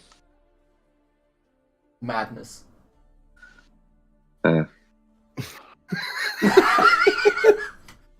Yeah. What rune do I have? Thief. Yeah. And then she hands it to you, she winks. Sweet. All right. Cool. Sweet. What does mine say? Okay, Dude. Yeah, dude. What's mine say? so as you hold yours up, it is the runic word for spear or sword or weapon. Okay. Dude, what does mine say? Oh, there we go. Okay, so yours looks like the sign for Boulder. It's a mistletoe arrow. Thank kindly. So just so you all know, they are luck stones. All of them. Okay. What does that do? Ooh. Plus That 1 saving throws. Oh, is that an You attunement? have to be attuned, yeah. Well, bye-bye, well. Bye-bye, well. You're actually getting rid of the well for the luck stone. I can't remember any attunement Yeah. spots. What now? Stone of Good Luck, 5e, that one. Yep. You can drag and drop it into the compendium, into your character sheet. Nice. Yeah, also remember your weapon takes up 2, so... okay, So so I think how many attunements do I need now? So I need 2 for my weapon. you've got I 1 for need the well. 1 for the bow. So that's 3. Bloody hell, that's actually really good. Yeah, that's pretty solid. You can hear every How many crunch. can I have up to? Is it 5? Yeah, I can hear every crunch. Like ASMR. Yeah, you can drag it onto the character sheet and it will fill it in. But if you... How many attunement slots have you got? Well, totals, 3. yeah, you've all got 3. Oh, so you only have 3 in total? Yeah. Oh, fuck me. That's me shit out lot then. That's me weapon takes up 2, and then I've got 1 from the bow of warning, so I can't even use it, can I? You can get rid of the bow warning. Bow of warning's been OP as fuck so far, so I don't think I'm getting rid of that. I do seem to think I can be attuned. Yeah, I can't be attuned to the well then, can I? It's just them two, Yeah. and the... hmm Yeah. So I can't be attuned to the well. Well, that's annoying. Never mind. And are you guys... The druid, Bilef, says, I can take you to the Kaimana tribe whenever you're ready. I'll meet you outside. And he exits the cavern. Yeah, well, before we go, seem like an all-powerful, all-knowing being. So I'm getting a hazard a guess. You might have heard a few names. Have you heard of Urza Beradots? Ursha Beradot. No. Oh, okay. Lady Ursha Beradot? No. Never mind. Alright, fine. Can I insight? Lady Erky Timbers? And roll insight. Okay. 11. Okay. Not lying. Doesn't know who that is. Sure. I'll go meet Beleth outside. Fine. Alright, I lose interest. hmm Anyone else want to stay in the cave, or are they leaving? No, I'm good to get going. Okay. Cool. Yeah. I'll follow Tantor out. Oh, so what did your stone say? Says peanuts. Yeah. Seems appropriate, doesn't it? I'll walk off. Nice. Mm. Okay, so you are all out into the morning sunshine, and as you are no longer under the huge canopy of the Vidar and just in the bogland, you do feel the warm rays summer morning, and insects are buzzing around. There's dragonflies whizzing past you, and you can hear the croak of toads all around you, as well as the chirping of crickets. The druid says, I can take you whenever you are ready, unless you want to carry on going by foot for a while. I am ready. Over to one of the willow trees that is just hanging off the edge of this precipice. I will prepare to step through. Everyone, quick, because you've only got a short time, and then you've got to burst through. Rush through. Hustle. Go, Hustle go, on. go! And he's like, go, go, go, everyone go!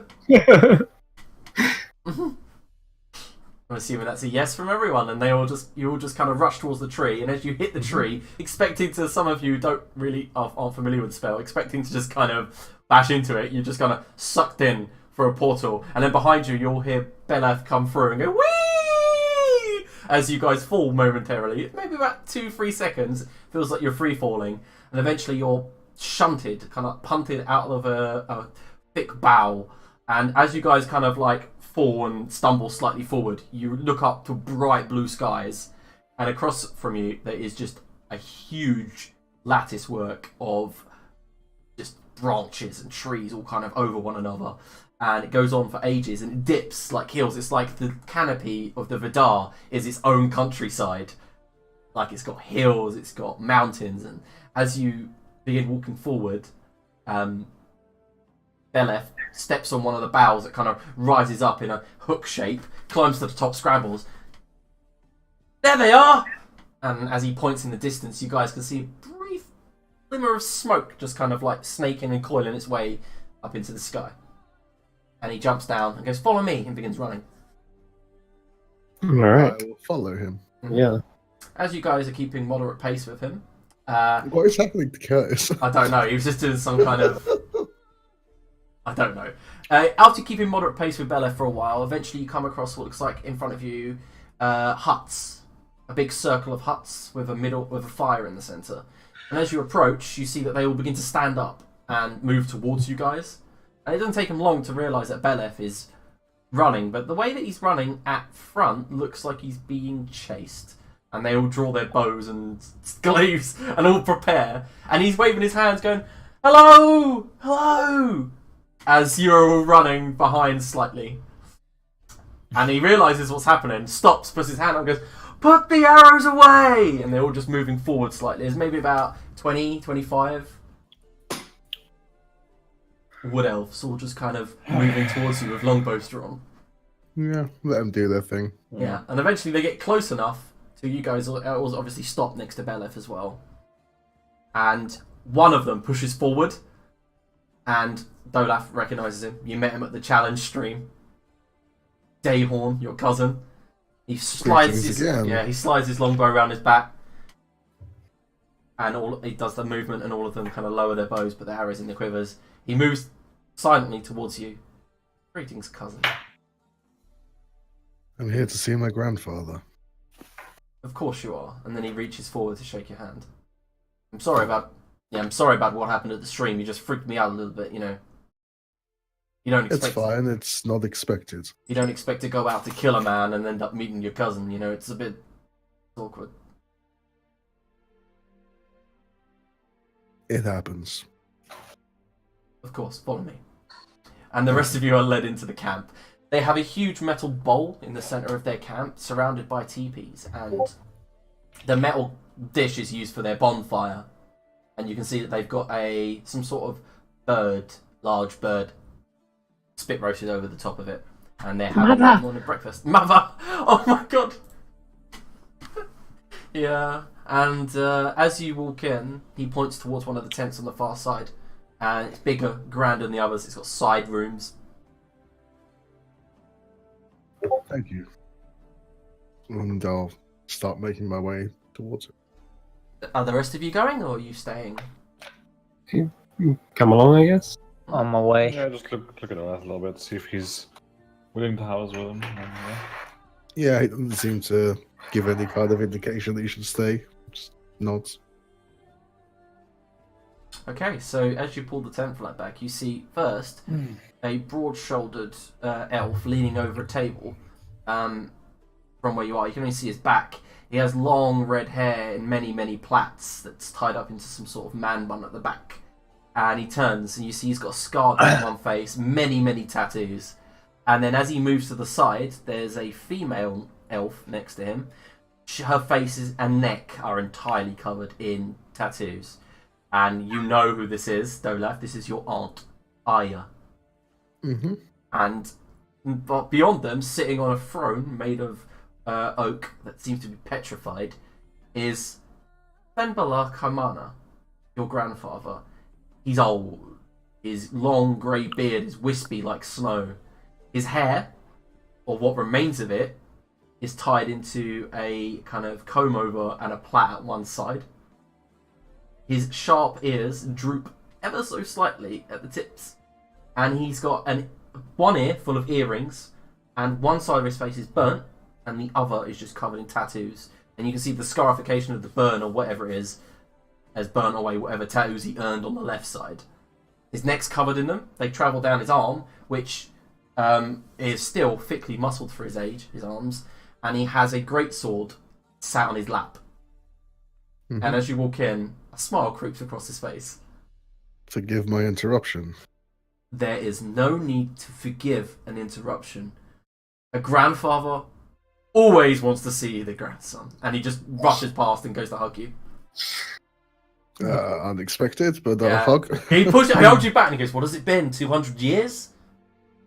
No, less. Maybe 100 or so. Been too long. How is your mother? As well as can be. There are troubling times outside the Vidir. There's always Which is troubling why I'm times here. with your mothers around. Quick! Drink! Drinks for his guests as well. And immediately some of the side servants begin pouring jugs and stuff for all of you. Please let me do the introductions. And I'll go through And he comes around and shakes all of your hands one by one. Humble. Great haircut. Well done. Pleasure. Hello. I'm sure you of course know who this one is. Pointed to Eden. I've never met him, but I've heard of him. Well, Yes. you're roasting my mum on your fire outside, so hello, pleasure. He narrows his eyes, and I've heard of your madness too. That's good. That saves a lot of explanation. But there is still a lot of explaining to do. So, should we sit? I know what you're about to say. And he sits down, and you see all of you cannot help but, as you get given seats, to look at the table and see that they are maps of half of Ranaglan, Larithia, and surrounding lands, and Torrent, things like that. And you see that they've got like marks and symbols and stuff like that. See, now these are maps. See how the Earth is flat like that? Yes, Tumble. I see everyone. Oh. Look at us, Tantor, invited to the big boy table. All right. It's like we're going up in the world. I mean, Dolaf, I'm assuming you are here to convince us to go to war. Potentially, yes. I mean, maybe not direct war. Probably not for the best. You but mean the best type of war? Guerrilla warfare. Indeed. It's more fitting. But something must be done. The world can't be left to be laid to ruin. No. Obviously, you understand it. 4 days ago, there was an earthquake. Many trees fell in the Vidar. Many paths changed. This is the ripple of the world's end. Well, we will do what we can. Just so you know, Dolaf, you know your father got in contact a while back. As he should have done, yes. He told me all wasn't about aware. this, and he just does the circle with his fingers. I mean, I've heard of Vagor, heard of Tumble. The only person I have yet to hear of is this fine dwarf. Hi, it's a pleasure to meet you. I'm pretty new to the squad, as you may see, compared to the rest of them. As dedicated in the cause, though, as the rest. Well, our plans currently lie in defeating the Nordlings at Camp Sinker. Or at least disrupting their trade route. That would certainly be a good start. But If they've encroached into the Vidir. But I hear that you're all marching to battle. I thought that you would be the army. We're the strike Oh. team. Yes. We figured it may be best this way. Stupid, perhaps, but possibly our best chance at making an impact. Better sacrificing just our lives than the entire army. Yeah, I see your plan. Excuse me, may I ask a question? Yes. Anyway, let's start with the important stuff. Can you get us to the glittery star ball? You mean the star? No, the place where the worms fly around and they're shimmery. He's gonna make a fucking Arcana check.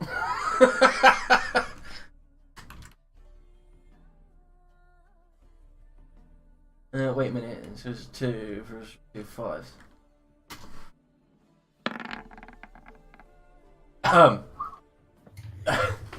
He leans in and goes, "Yes, you mean the Star Temple." Then there you go. Yes, why aren't we going there first? You know how difficult it is to get there. Why do we need to go there, Aiden? Been saying this now for 2 sessions. I mean months. We need to go there first. But why exactly? You know, something about the... Actually, I'm not quite sure. I think this has been our counter argument to it, Aiden, and we're all up for going, but we need a reason to go. Well, I'm giving you a reason. We need to go now. Grandfather, could you explain more of this star temple he keeps mentioning? Well, legend has it that every star is guarded by star drakes, and around The each worms. star, worms. Around each star is a temple where they recover, live, that kind of thing. Glitter Dome. He may be mad, but I actually can understand what he's talking about. Been around long enough to hear this sort of thing. Pink Hat. Any reason to think why he wants us to go? I have no clue. Ileana. Something to do with the dwarf Oh. that was mentioned. Did he just say who I thought he said? He said Ileana, yes. You see, last time he said something about going somewhere. He would switch back into the real alien, and then the whole endeavor did just suddenly make sense. And, well, that's my 2 cents anyway. It's normally quite smart to listen to Aiden, but it's getting the sense out of him to get What the fuck, sister? Well, the things you do say through your hysterical ramblings do tend to end up being the best for us, but just figuring out the reasons why in the lead up, it's always the most difficult part. But I'm with Ollie Aiden, at least going forward. If you feel so desperate about this, there must be a reason why. What the fuck?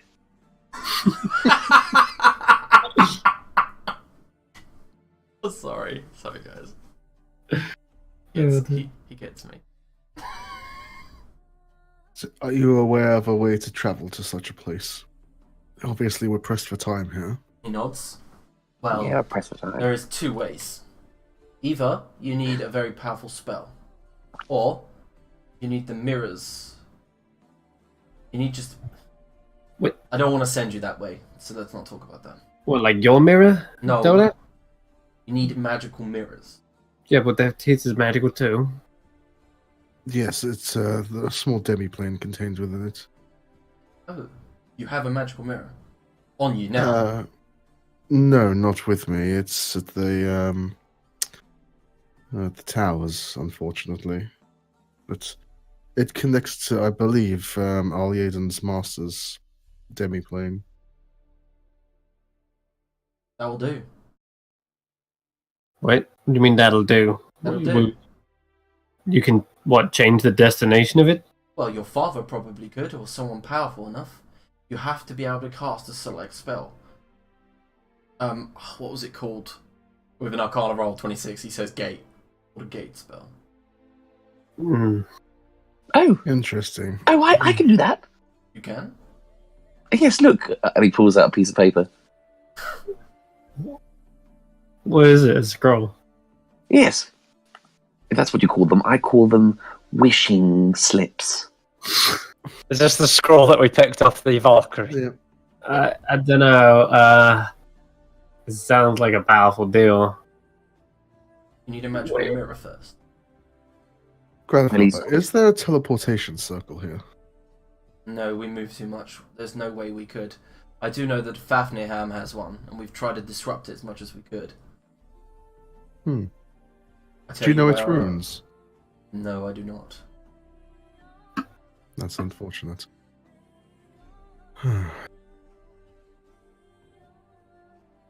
Thing is, it's like I know where you can get a teleportation circle near here, and magical mirrors.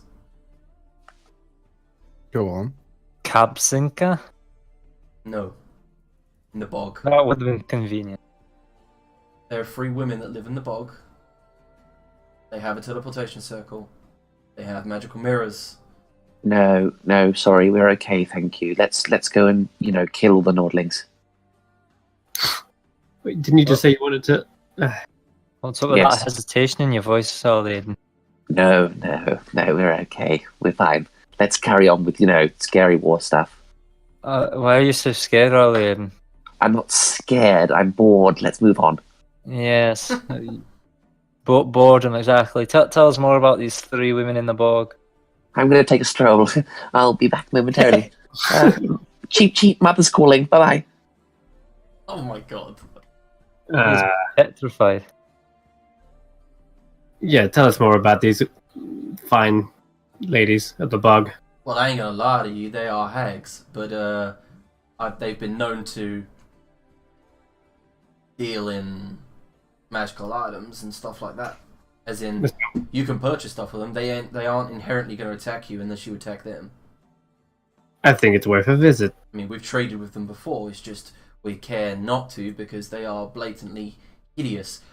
I mean, every time we've had to trade with them, we've had to do it blindfolded, lest we fall into despair. Whoa. Okay, that's pretty bad. Are What they of the killable? inhabitants of Fafnir? We're at war with them. There are many then? Thousands, yes. Hmm. Is a city, grandson. Are many of them. These hags killable, or are we walking into a death trap if we try to take it by force? So far, nobody's not- managed to kill them. Hags Has out. anybody specifically gone out of their way to kill them, though? Not that I know of. Maybe a suicidal young wood elf at some point, but not that I've heard of anything recently. Aye, well, Tactical Force, Strike Force, Alpha, or whatever we're calling ourselves nowadays. We seem to have quite a good knack at killing shit that seems to be quite unkillable, hence our Valkyrie. Maybe we should go and pay these heathens on these woods a visit. I'm sure it'd go in our favour in winning your grandfather's party over to our side. What do you think, grandfather? You want to kill them. Well, not really. I mean, there's not much sense in it, but we do need a teleportation circle, and it would either be here or Fafnir. Yeah, you see, like, heathen's such a strong word. Why don't we just see what they've got? Witch first? bogs, what else would you call them? Well, I not really want to do commerce with such creatures. Witches. wait, witches? Is that what you're calling them? What's the names of these witches? We Cheap, don't know their coming. names. Hmm. And if all Aiden's clearly so scared of them, they must be all sorts of wicked evilness. Indeed. But I think it's worth talking to him first. Oh, I ever the diplomat tumble. Yeah, well... It's just... There's a hunch I have. With your skills, Tumble, of blending into your surroundings, what do you think your chances are of making your way into Fafnir and reading the runes of the teleportation circle there? Yeah, I could do that. Could But I'm be also an eager option. to talk to these hags. I don't like the sound of it. That must be the first time I've heard that. Yeah, it is it is an odd suggestion from me, but there's something in Binklewind's journal that's I'm looking for a witch. A witch or 3 witches, though. Indeed, which is why I need to confirm. Well, grandfather, you say there's no harm in talking to these people.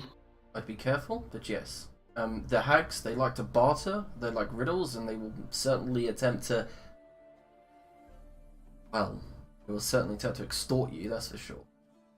But if you're stern, fair, then you won't invoke their wrath. Remember, do not look at them. That could be difficult. Yeah, and even more difficult to fight them like that. If you're going to fight them, don't look at them then. Exactly. I think it's just worth a visit. We can always leave of our own accord, and if we need to come back and kill them, we'll do that in our own time. But for now, a friendly chat sounds... I see no reason to kill people needlessly, so... No, what nor would do be I. best. But of course, Sister believes in, all that for the light shit, so no offense. Throw in the chat with creatures where we need to be blindfolded or they take us under their curse. They sound like definitely something that needs to just be wiped off the face of the earth. Not even necessarily through the piety of my heart, but they just sound like a bit of scumbags. Do they know? Okay. He says, I can help Beleth get you there, if you wish. I mean, I'm sure he's still got some oomph in his casting. If you could, that would be most useful. Will he help us return as well? He could do, but I gotta tell you one thing, that man is a coward, and probably will not fight, and if trouble goes down, he will run. Well, the aim is for there to be no trouble, hopefully. But he will, however, heal you. You catch up to him after he's done a runner, that's for sure. Okay. Then, as we are pressed for time, we should probably make haste. One moment before you leave, and he hands you all a potion of healing each. Just a bog standard potion of healing. Oh, fuck yeah, we'll have to work some of these. Thank I'll you. just hand mine over to Tumble. Okay. Cool. Yeah, he Excellent. says that Beleth does make these with his herbalism kit. We've got literally dozens. Yeah, sign me up. I'll become a patron or something, I don't know. Okay, so what did you want to do, Aiden? Can I potentially stay here, please? That would be great. You're more than welcome to. I'm not gonna lie, I don't mind staying here while Aiden if you're only going to talk. I think I might just aggravate the situation, if anything. Actually, no, it's fine. I'll take my chance with death.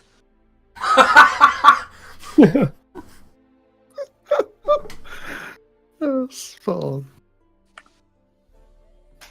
Vagor? Whatever you think is best. My mind is not really here today. I'm still thinking about the implications of the afterlife being gone. Sorry, what? That was deep. The afterlife, it is, well, gone. Why have we brought a crazy person here? I'm afraid you'll have to explain more, Vagor. I mean, as far as I'm aware, you died and returned. Where did you go if not the beyond? Oh, I went beyond, all right. There was just nothing there, just void. Ah. Very well. Well, as you see fit, wherever you wish to be. Well, this party's taken a downturn, hasn't it?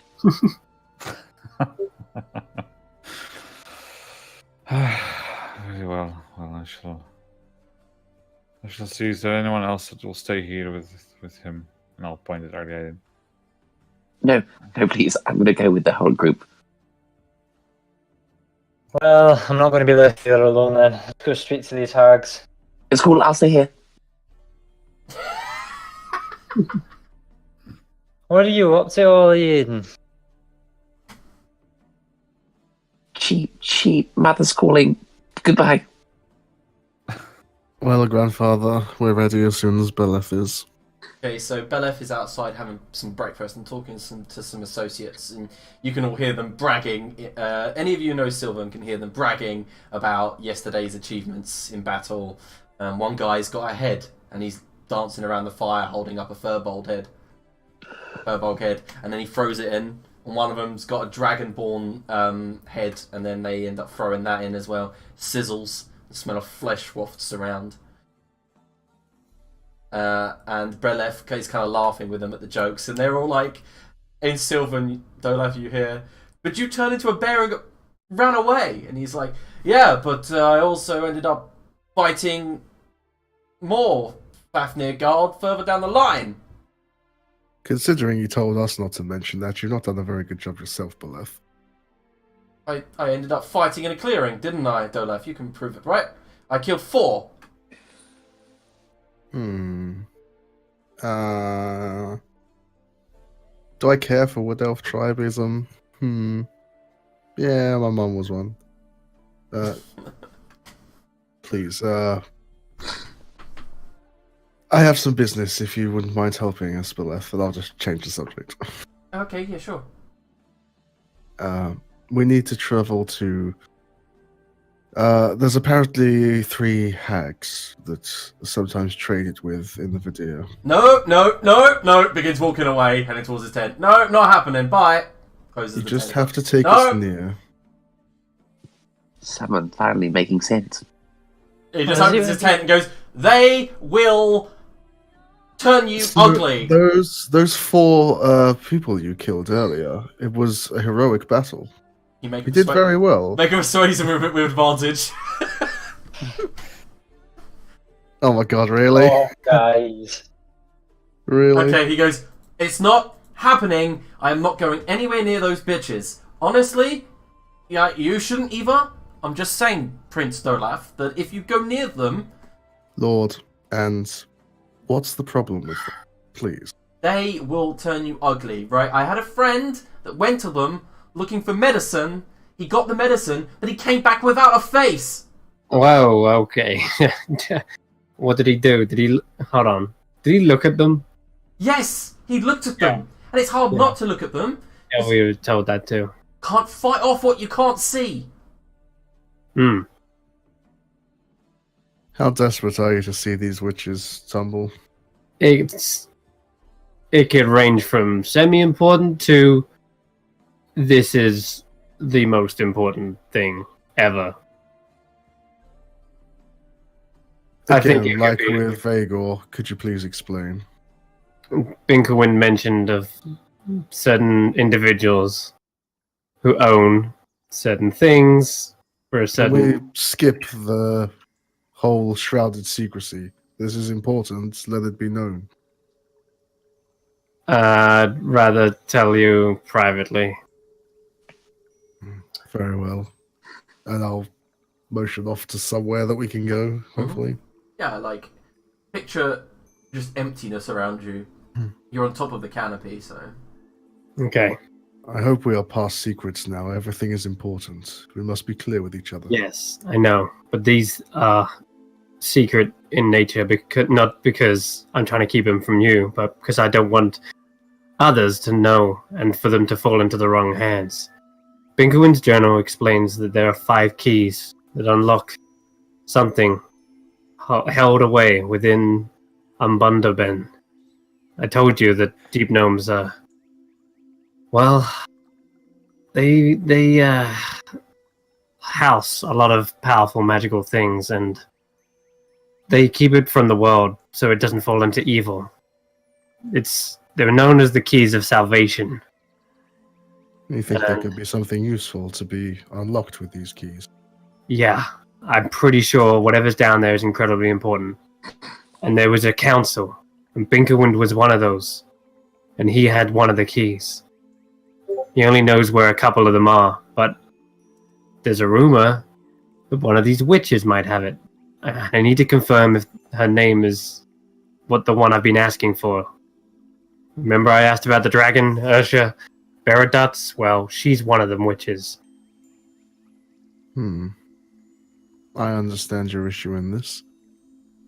Okay. We will convince Beleth then. Okay, just listen. Don't mention these keys to anyone. Understood. I'm worried about even a dragon reading my mind now. Shit. Oh well. Too late for that. Hopefully she has good intentions. She's gold-natured. Alright. Anyway, that's why I need to go visit these. Yeah. Don't you laugh. I know, but... Alright then.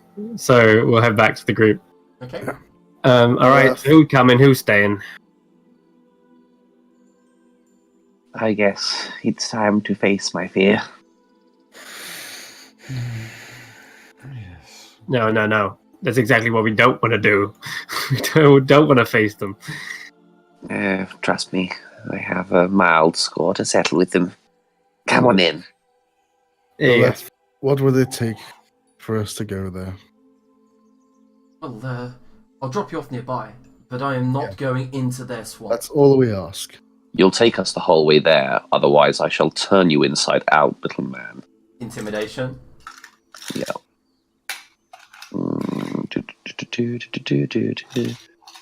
My intimidation's my best damn thing. Okay. Oh, for God's sake. No, he kind of looks. I don't think you've ever rolled a good intimidation roll, even though it's really good. He does kind of look at you and go, "Yeah, okay, I'll take you to. There's a particular mangrove that I know. Okay, because I've spoken to it before. He's a really nice dude. I'll take you there." Good. And sister stays here. I'll take you all. It's fine. No. Sister stays here. Why? Aye, sister stays here then. Guess I'll preoccupy myself then.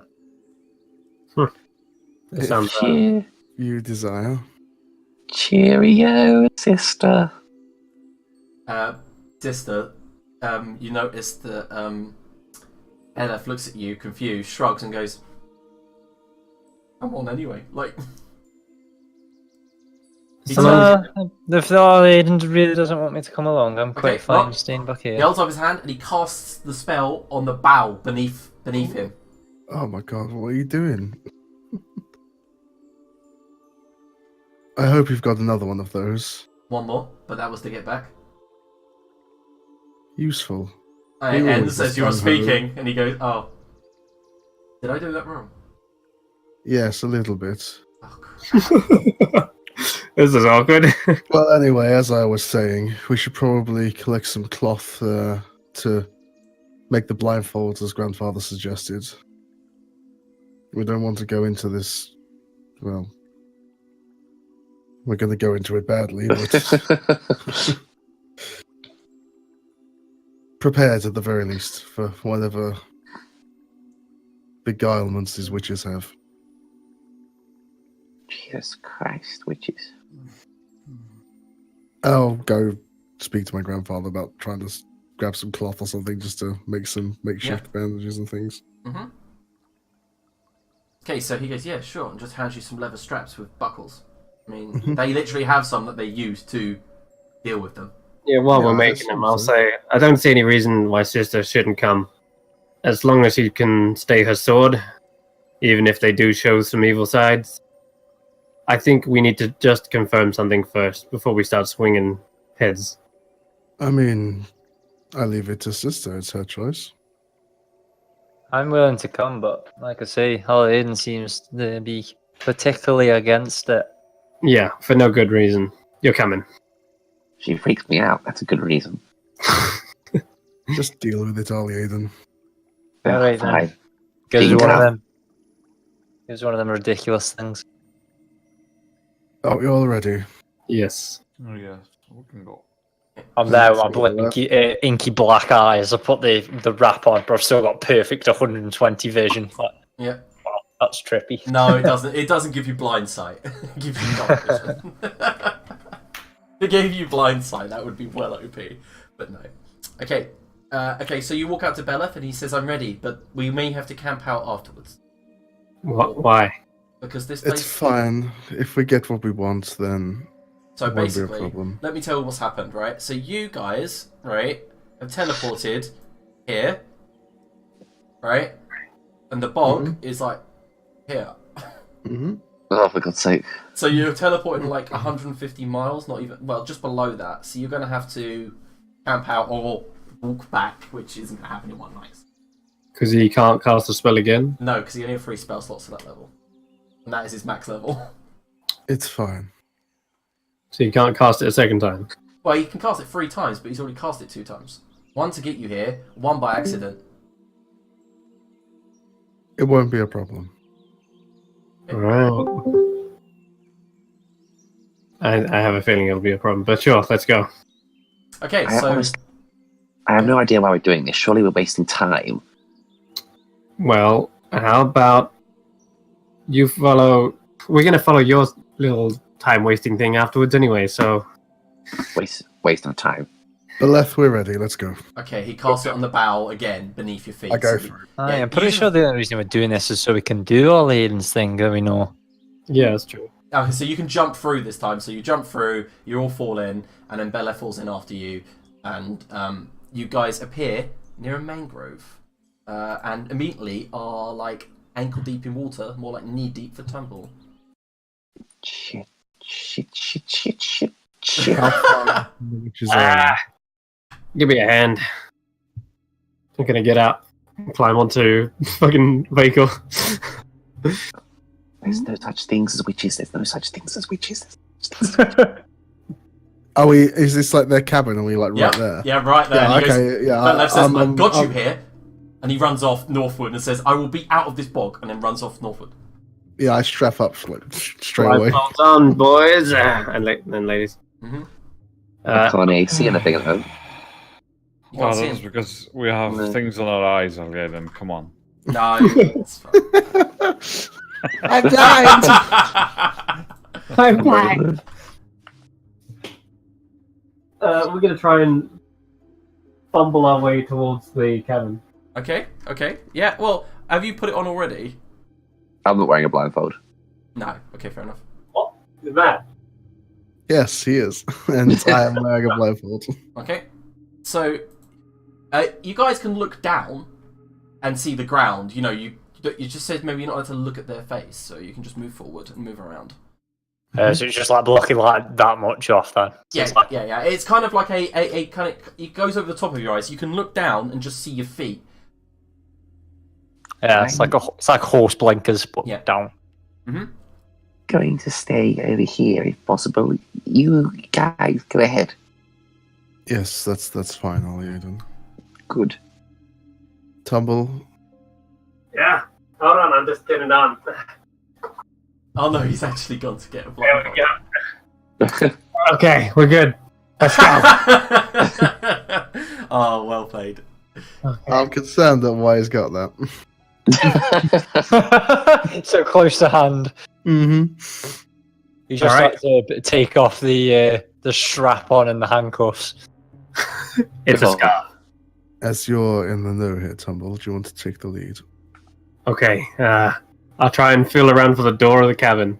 Okay, so you move forward. You guys can move your tokens around and just like, I'm not saying that you're completely like 100% blind. You still got the vision of your feet. So you do see at the moment though, like you see stilts in front of you, and you see that obviously this thing's up on stilts, so it's not continuously in the bog. Mm-hmm. Are there some steps somewhere? Lift up the blindfold, look for the door, then put it down again, and then walk. Yeah, okay. Where is it? Where the fuck? Yep, so you guys know where to go, and it's not that high, by the way. Yeah, Trying to see. it's not that high, so you can step up, though. Mm-hmm. And I imagine Vega or Tumble and Ollie Aiden or in the Well, I'm corners. just waiting for Tumble to move. Oh well, I can't. I can't see my token. All right, there we go. Okay, I've moved up. Hey, oh. All right. Just here to chat. That's all we're here to do. So, Tumble, what you see is a door that's open and it's clacking against the side as the breeze rolls in. You see in front of you witches. an empty, empty fireplace, half. And you see inside there are bones, little animal bones. Some of them may even look like child's bones to you. Jesus. Like gnome bones. And also, as you begin to walk slowly that way, you do see a pile of skulls appearing, all grinning inanely towards the door. No, sorry, before I go in the door, I just shout at the porch. Mhm. Hello? Anyone here? No such thing as witches. No such thing as witches. And you hear a voice call out, "Hello? What have you come for? Have you come to trade, gnome? What do you have?" And then another voice calls out, different direction. "Oh, he's got plenty. I can see plenty on him." And then another voice. "So much magic on them. Play it careful, sisters. Play it careful. They have a cleric. Ooh, Boulder. Nice." And one of them goes, "I wonder if she's pretty." And the other one says, "Ooh, I'd like to wear her face." "No, trade, dear sister. Remember the pact." And then it goes silent. Yeah, we're not here to trade faces. Oh, that's such a shame. We hear you're a purveyor of magic items, and we came seeking a specific one. We are indeed. Yes, we are. Indeed, we are. And I hear you might have a mirror. Several. May we enter? Yes, come on in. Your friends can come too if they wish. Especially look, I'm hiding by the tree. There's no such thing as witches. Guys, come on in and meet these fine ladies. And I'm as just behind you. Yep, you walk in, you can't see a thing. Although, Tumble, as you look around your feet, you do see the base of mirrors. 3 of them, as you scan the room just on the floorboards. The room is covered in like this grime and bits of moss have grown in here. In the far corner, you do see skulls, and near that skull is one of the mirrors hanging on the wall. You do see, you count, there's about 3 mirrors. As we walk in with the blindfolds over our faces, we're like, yeah, it was pretty nippy out there. We thought we'd just wrap up warm. Yeah, the hearth goes and lights, by the way. Get warm then, gnome. Warm you shall be. Come, warm up your cockles. What now? You heard me. Sit down, gnome. I'll take a seat. Mm-hmm. And as the rest of you pile in, she says, or one of them says, "So, what are your requests?" We came to should barter. we tell him that witches are a thing, because it's getting kind of annoying. Well, my name is Tumble. What's yours? Mine. My name's not going to be said. Names hold power. Power they have. Power can be used. No, names will not be exchanged here. Unless there are names of which you wish to find, we do that for a service. We can find people. That seems rather rude, doesn't it? I mean, it's just common practice to know who you're trading with. And you could just be a bunch of hoaxes. We need to know you're the real deal. In ancient times, names is all you needed to kill someone. Well, we ain't planning to kill, we're planning to barter. So, What do you want? let's see the mirror.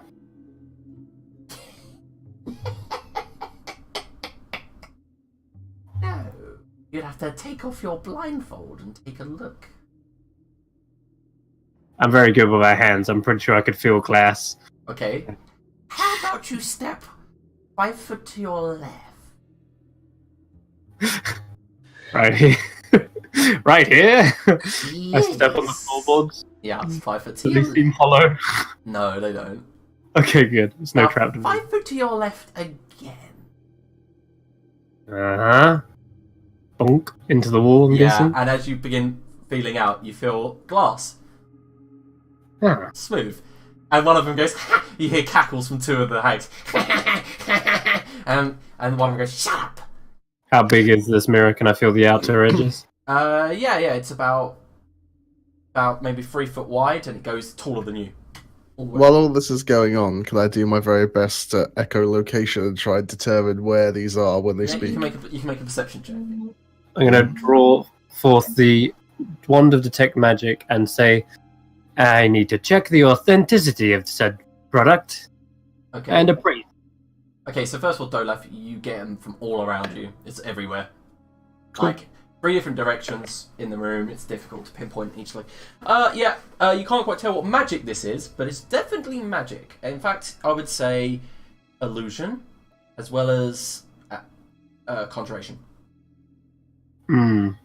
Illusion magic's concerning. I'll bring it up.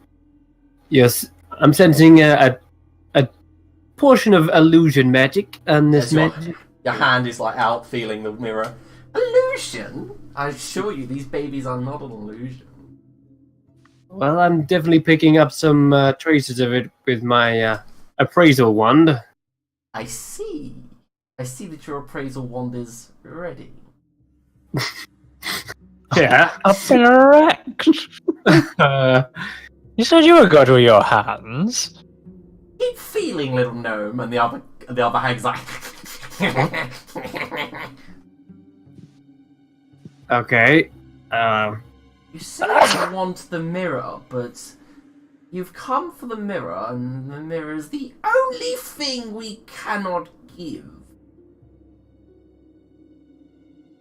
That's not great trades. That's not a great business if you have something here you can't trade. Well, it's difficult. Oh, Explain. so. Mirrors are what we are. And then you hear another hag go, our homes. And then another one says, you shall not take no mirror. Well, this is very awkward. You won't tell us your names, because names hold power. You won't give us a mirror, because you are a damn mirror. I mean... You shall not take no mirror. Does that mean we can take all the mirrors? Double negatives there. They did say that they like to two of split the riddles. the sisters go, you're stupid! And the other one goes, words hold power! And the other one goes, drats. I think I think we were riddling that, yeah. They did say you like to speak the riddles. Right, what are we having these mirrors off for you then? Okay. I'm not gonna lie, you three creep me the fuck out, and I'd very much like to leave as soon as possible, please. We're glad. Offer. Okay. And the other two are like, offer. And the third one that obviously has to give up her mirror is like, no, wait, you cannot give this up. And the others say, you'll get another mirror. This is the opportunity Tumble's looking for when they're bickering amongst themselves and Sister Belinda has their attention. I'm going to use the Wand of Detect Magic around the room, as it has a 30-foot radius, and try and see if I can pick up the magical objects. Same thing on 2 other locations. Okay. I'm going to try and slightly move over towards them nonchalantly.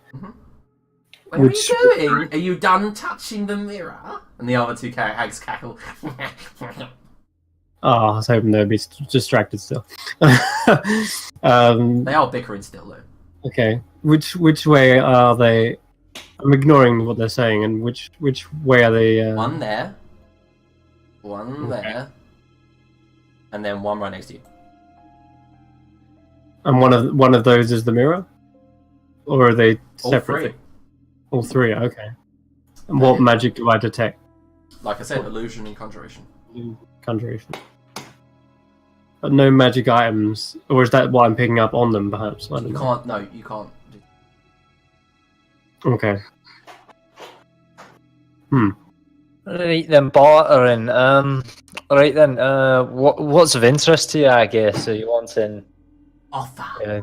currency? I need to know what to offer you. Do currency? What do you tend to barter with?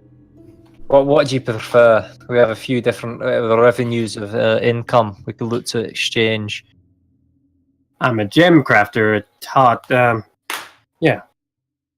So, if you like gems, That's the business I'm in. I can offer many things, rubies. In fact, just picked up these on the road. How about some ancient coins? Not interested. That's a dish darn shame. It might be a lot quicker if you tell us what you are interested in. On the mantelpiece, take a look. And you see there are a bunch of empty bottles? It's potions. No. Bottles. Grab one. I'll produce the empty flasks of the healing potions that we've used. Don't insult me. Take those now. I hesitantly pick one up. They like the crystal vials. They're really tough bottles they are. And as you pick them up and uncork them, you get a whiff of kind of rock come out of one of them. What, you want a stool sample? Yeah, I'm really not following. Any bodily fluid will do, but we prefer blood. I wouldn't if I were you. Aye, Aiden, I don't need your recommendation to fill my bodily fluids up in this decanter here. Right then, so you're not going to get any blood from us. What else would you want? Offer. I don't know. I I guess I've got this, and she's points to the bow of warning she's got strapped over her shoulder. It's a weapon of warning. I know you're probably not going to get much use of fire and arrows from it, but neither do I, to be honest. Quite useful for people sneaking up on you, though. Put it on the floor. More. She'll take it off and put it on the floor by her feet. More. What else have we got then, boys? Alright, let me look. Don't know. I understand you have a teleportation circle here. Is that correct? Astute. Yes, we do. And would the service of using this be bartered? Yes, everything's for sale. Except our mirrors. Except your mirror. Then as you don't want to sell the mirror, I assume it would be less to use the circle. You didn't say And the that. bow would be sufficient. No, the bow is not sufficient. I pull out a poison tongue dagger. Mm. And this seems like up your alley, ladies. Yes. That certainly is. So you have paid for the mirror. What? You want the circle? Circle we was paid not for the included mirror, in but- this transaction. We start a new transaction now. And the swords and the bow disappears. Just like that. Yeah, it puffs into smoke. Okay. In fact, with your detect magic, you do see the conjuration of the energies of the sword travel to one of the mirrors, and the bow travel to one of the mirrors. So that was I just realised something. But as the bow hits the mirror, it turns to a bow again, and then socks to the ground. And the hag goes, "You forgot to unattune, silly dwarf."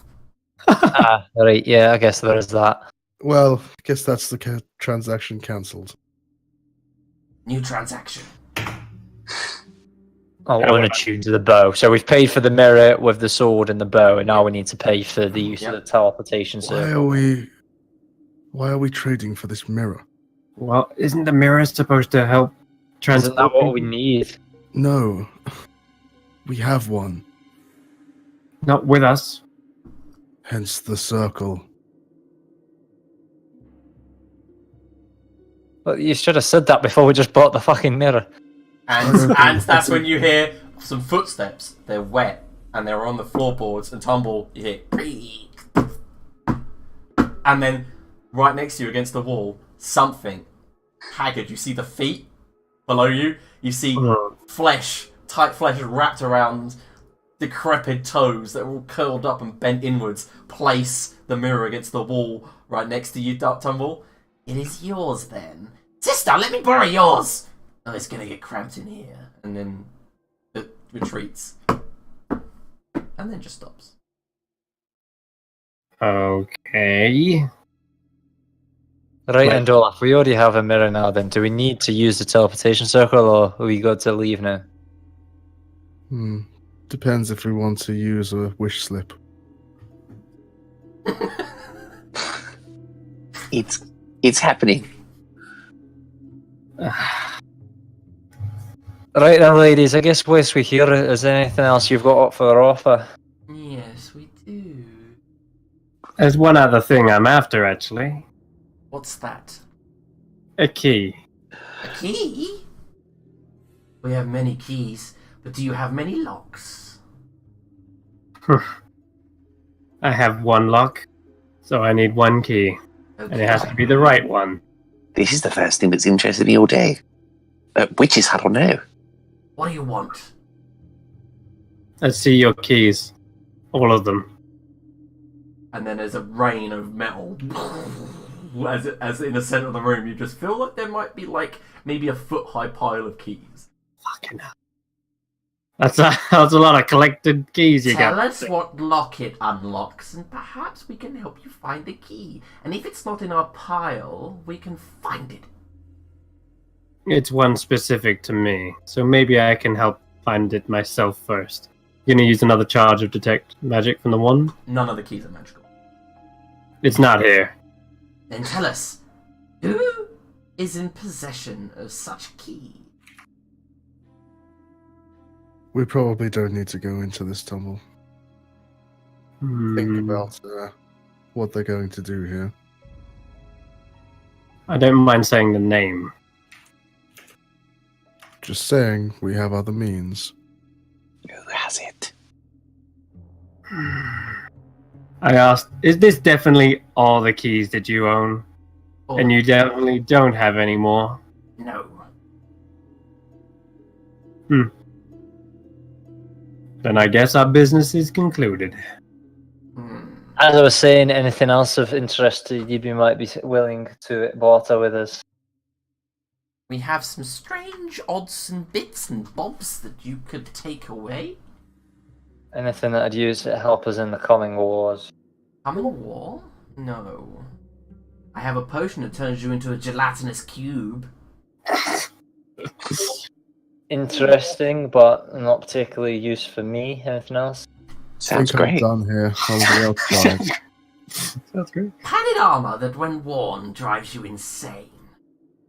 Sounds double great. Are these all cursed items? No. They weren't to begin with. While they're Alright, then. chatting in there, I want to try and have a look around the outside, see if yeah. I can see this teleportation circle. Yeah, roll an investigation check. Nice. What about this one? And in the middle of the room, you hear a funk. She goes, a prismatic blade. What? Yes. Do I know what one of them is?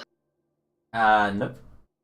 With the wand of detect magic still active, do Yeah, I? you detect magic from it coming from. Yeah. It's definitely magical. Yes, I'm quite sure we all need some more magical blades, Tom. So the first time Vagos even spoke, I was like, whoa. Forgot you were here. Blindfolded and everything. I think Vago might be right. It's easy to tell the people that are here when they're so goddamn loud all the time. Oh, he's so whiny. Oh no, there's no afterlife. Boo. Aiden, you're in a Yes. room with 3 witches. Oh fuck. I know. That's done then. Let's be on our way. It's been a pleasure dealing with you, ladies. I say that with all complete irony. Yep. Hey, goodbye, dwarf. I try to not be as creepy, but you know. And the fire dies out when you guys actually leave, though, just to... Okay. We get out, head north, get to where Bell Elf is. Yeah. Well, go left, like I said, I whispered you. Just... Yeah, I got it. I'll still go away though Mhm. with the rest of them. Take the blindfold off. Fucking hell, that was creepy as fuck. Do you see the bones in the corner? It was not pleasant. I'm sorry, Dave. You used every muscle in my fibre not to just pick a fight, as they say, but I we've know. got more pressing issues. Tumble. Outside there the room we passed before entering the cabin. Yeah. There is a basement. It's padlocked. Do you think you could get in there? I could. But one time, maybe we just spend an hour or two first before we head back in. I want to try and identify this mirror. That's fine. And in the meantime, what was the name you was looking for? The name is Ursha Beradats. I'll pull out the scrying orb and Oh, say, Paradox. shit, here we go, son! Okay, so you cast Scrying and you say her name, yeah? Mm-hmm. 1 moment, let me look at my fucking notes. Jesus, didn't expect that. Okay, so you cast Scrying and you say her name. And as you do, as always, your vision straight up into the sky. Whizzes through the clouds, heads northeast towards Ragnarok. And as you focus down, you see the great city of Ragnarok. It is a nice city, despite it becoming a blight because of what it's become. But you see a cascading waterfall rushing through the middle of the city. You see the mountainside buildings, the hills and the canals. And as you zoom in through one of the palace buildings built into the mountainside, you come to what looks like a woman, naked. And she's walking to the windowsill. She opens it. Awkward. Yeah, and she leans out, looking over the city. Behind her, in the quilt, a man moves from underneath, stands up naked too. Looks like they've just been, well, you know. And orb. Can you can't hear, can you, through Scry? You can. Yeah, I think you can. I'll double check for you. Yeah. Orb of perving.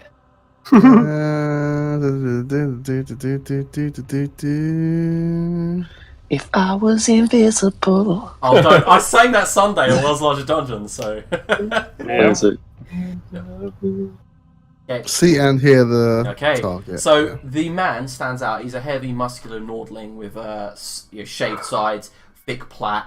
Picture what Ragnar looks like in Vikings. And he leans over and kisses her on her shoulder, and she shrugs him off. And he says, "What's the matter?" She turns, leans up against the windowsill, arms folded, covering her breasts. As she stares at him. "Well, tomorrow you know what happens, right?"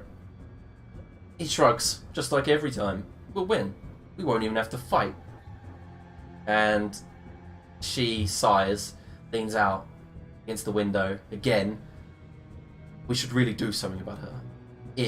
And as she looks up in the clouds above the city, you see that familiar shadow just still, just there, omnipresent. And he says, "Shh." Got eyes and ears everywhere. And he says, "Ragnar." She says, "Ragnar, we need to do something now." He nods, walks to the other side of the room, opens up one of the drawers, brings out a gemstone, holds it up to her, and clenches it in his fist. He says, "It's okay. Strike tomorrow. It's fine." "No, we don't strike tomorrow.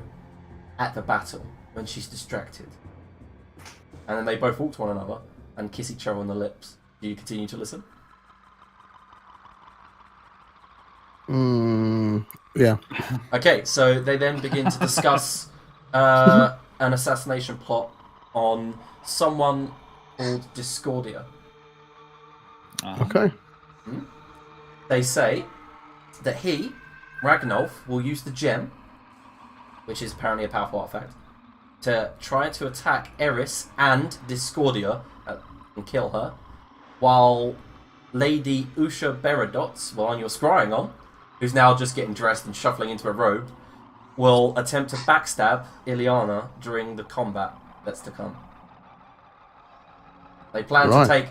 And eventually you learn that both of them hate it here. They want to go home. This is no longer their fight. They're fed up with it. They've been here for 16 years. In fact, you soon learn that they both got a husband and wife back in Lesser Midgard that have had kids who have now grown to adulthood without them. Alright, fair play. I'll end it after that then. Okay. Well, some partially good news. Tumble. Oh yeah. Oh, you're back. Sorry. This Usha, Yeah. she resides in Ragnarok presently. Ragnar. Wait. Are we? Where we're heading, yes. Yeah, we're heading there. Correct. That's actually that's really good news. And there's more to it than that, everyone. And then I'll explain the rest of it. Okay, yeah, so everyone now knows that. Also, Tumble, the moment he mentions Ragnolf, you realise that's another keykeeper. I do that. Yeah. Looks like we got two in one place. Okay. Cool. That's not the only thing of the have two in one place. Interesting. Come again. What? No, I won't do that. It's filthy. So General Ragnov is actually on the side of Ileana. It's supposed to be, right? Yeah, the High General. What you told us is that they're planning an assassination? Yes, Well, this they is seem great. fed up. They want to go home. We could use it to our advantage. This is perfect. Discordia, do you know who is that? Do we know her? I feel like we do, but Yeah, you learn We very... do. Yeah, Ali Aiden, you can explain. And sister. Yeah. Well, Shadow. yes. Yes. Should we I was told. They were free. Learned that they were free. Jaxis, Discordia, and Eric. Eris. Mm-hmm. And two of them in one place. Another delightfully rare opportunity. Is Okay. anyone aware of what this artifact they seem to hold is? It's a gem. Have I heard of such a gem? I would say that Vagor is, because of his current knowledge, because the Gungnir and Ali Aiden are the only ones that can make an Arcana check. But it's a gem. It's not a gem. Get in there, hang on. So Gungnir sends you whispers and no knowledge comes to you. However, Ali Aiden, I'm going to whisper you. Oh, fuck, this will be painless. Okay, so we need to make sure we don't get in the way of General Ragnarf, or at least we don't seem... Well, we can seem to get in their way, but we don't actually want to interfere with them. If they're planning on backstabbing one of the big bads, so to speak. Oh, it sounds like we want to be joining them as they do. Yeah. Oh, I remembered something too. So, we've got a miniature glitter ball. Huh? I love when I type you something so serious and you just say it in Ali Aiden's voice. It's perfect. It's so good. Watch you twist it completely. A glitter bomb. Like one of those things you throw in a bathtub. No, you throw it at something that's not quite illuminated and it sparks up and it makes them, shrivel and die. Oh, okay, that's not a bathtub. Yeah, so were they planning on using this gem on Discordia to kill her? Yes. Well, Okay. Oh, no.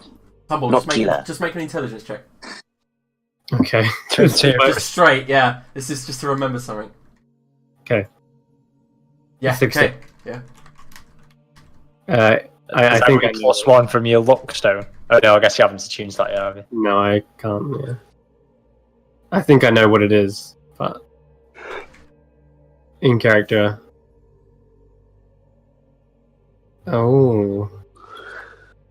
Yeah, come to think of it, now you mention a glitter stone. And from the description that Dolaf's offered, sounds like something Binkerwin used to have. And Tumble, it makes sense because these two generals are the ones that attacked on Bodoben. It makes sense that they would take it. In fact, your mind starts to reel. Maybe they attacked on Bodoben just to get that. Hang on. Why are you calling it a glitter ball? That's ridiculous. It's a sandstone. Yes, you're right, Alien. My apologies. Well, yes, get your facts straight. So, I know, right? It's very annoying when people just call things the wrong thing all the time and you don't know what they're talking about. Exactly. Even depressed Vagor gets it. right. Either way, Trust I'm just glad we're done with Hags for now. Give me some time with this mirror and see what I can come up with. Yeah, so like, you carried the mirror out, and Baylef says, "Look, we should find somewhere to rest because there's not good things in here in this area." Well, take us to where you know is safe then. Okay, so he says it's quite a long journey. Well, haven't you got that last spell to take us back? No, I accidentally used it. Remember? Okay, this is my plan. We spend 1 hour here, then we head out. Okay. I still ideally need that circle. That's exactly why we stay here, because I need to figure this out first, and then we can decide if we're leaving or not. Very well. All right, keep on guard, guys. Keep on watch, everyone. And I'm gonna try and identify this mirror over the course of a short rest. Okay, I'm so going to proceed to cup and fondle my stones. so you get like attuned to it, yeah. Okay. All right. So I'm trying to think what's going to be the best way to actually set this up on my character sheet. I'm looking at the cog wheel now, and there's nothing. I don't know. Oh yeah, say it, shoot. Oh no. Okay, so Tumble. After identifying it, don't need to be attuned to it, but it is a mirror that leads to a interdimension space, like a dimensional plane. Just like your one, Dolef. As I come out of identifying it. So By the sounds of it, it's the Hags' home. Yeah, it makes sense why she didn't want to give it up. Do you want to go in? Not especially. Well, doesn't matter. We can align this to somewhere else with your help of your grandfather, right? No, unlikely. You did hear that all you need is the gate spell cast on it, and then so you can travel to it. Okay, so got it. He did it. Yeah, he said a gate spell and the mirror is all you need to open a portal to Star Temple. Well, we have our means. We could do this right here, right now, or we can risk going back in there and trying to make use of this teleportation circle. Which, by the way, are we even sure it'll take us to where we need to go? Yes, 100%. Okay. But, as I say, I mean, it's just a case of whether we save the wish slip, as Aiden would put it. It's your wish slip. Aiden, what would you prefer? Oh, I don't actually think it was mine. I think we were going to share it, but I kind of, took it from the middle pile. Okay, sure. Well, listen, it's a powerful spell. Dolaf's right. We could save it in a moment of desperation. But what it does mean is somehow bartering with these hags again and figuring out what they would want for a teleportation or the use of a teleportation circle. Well, not necessarily. As I say, I believe it's quite likely located in that basement. If you could just get in there and etch those runes, I can use it. Are you going to break into the witch's house? That's down to Tumble to make the decision. So, out of character, all I have to do is copy the runes down, or do I have to activate the circle, or what is it? No, you just have to copy. I just have to know what the runes are. So Right, I get it's it. basically like a focus. Like for teleportation circles, you just have to know the runes, and so Got it's a it. focusing point for where you teleport to. I Got will it. say it will be a 10-minute concentrated process to copy all the runes. Yeah, that's tough. Okay, it's gonna take a while to copy them all down. You'll need to somehow distract them. I don't know if these hags sleep or not. Yeah, I getting honestly in's not a don't know. problem. Getting in's not a problem. It's copying them down for like 10 minutes. Well, as I say, the choice is yours. I wouldn't want to ask this of myself or you or anyone really, but you are the most skilled here for it. Maybe they'll want one of these, and I pull out the Dolaf voodoo doll, Oh god! Oh god! You still got that? and I make it like wave at Dolaf, creepily. What the Oh. fuck?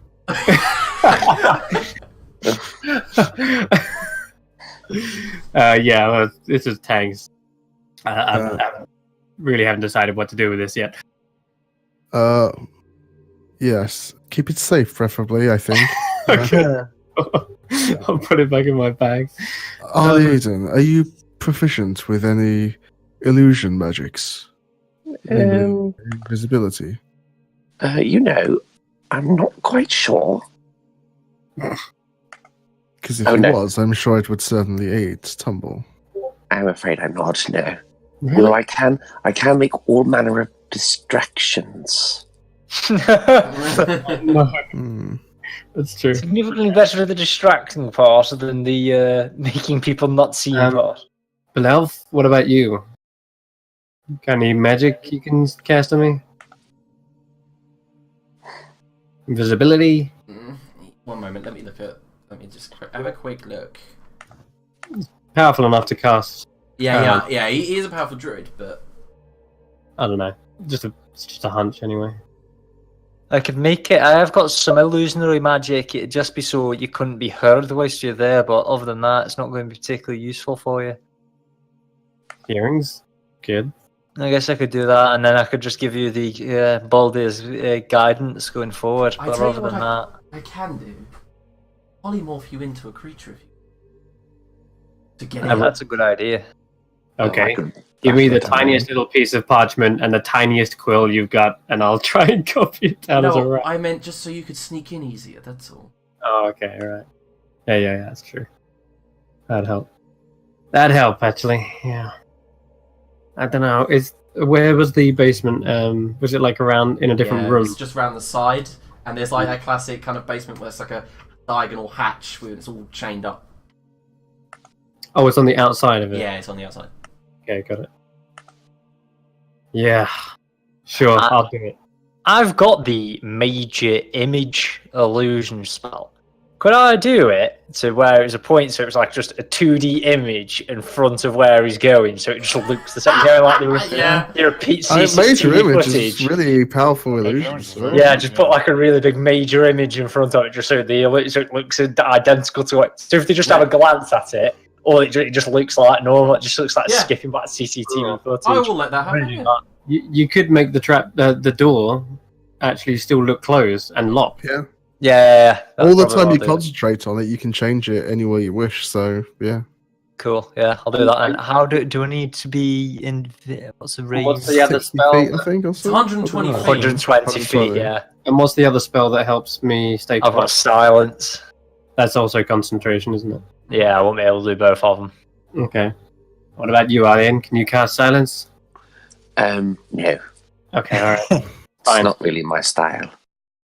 No, it's not. Very true.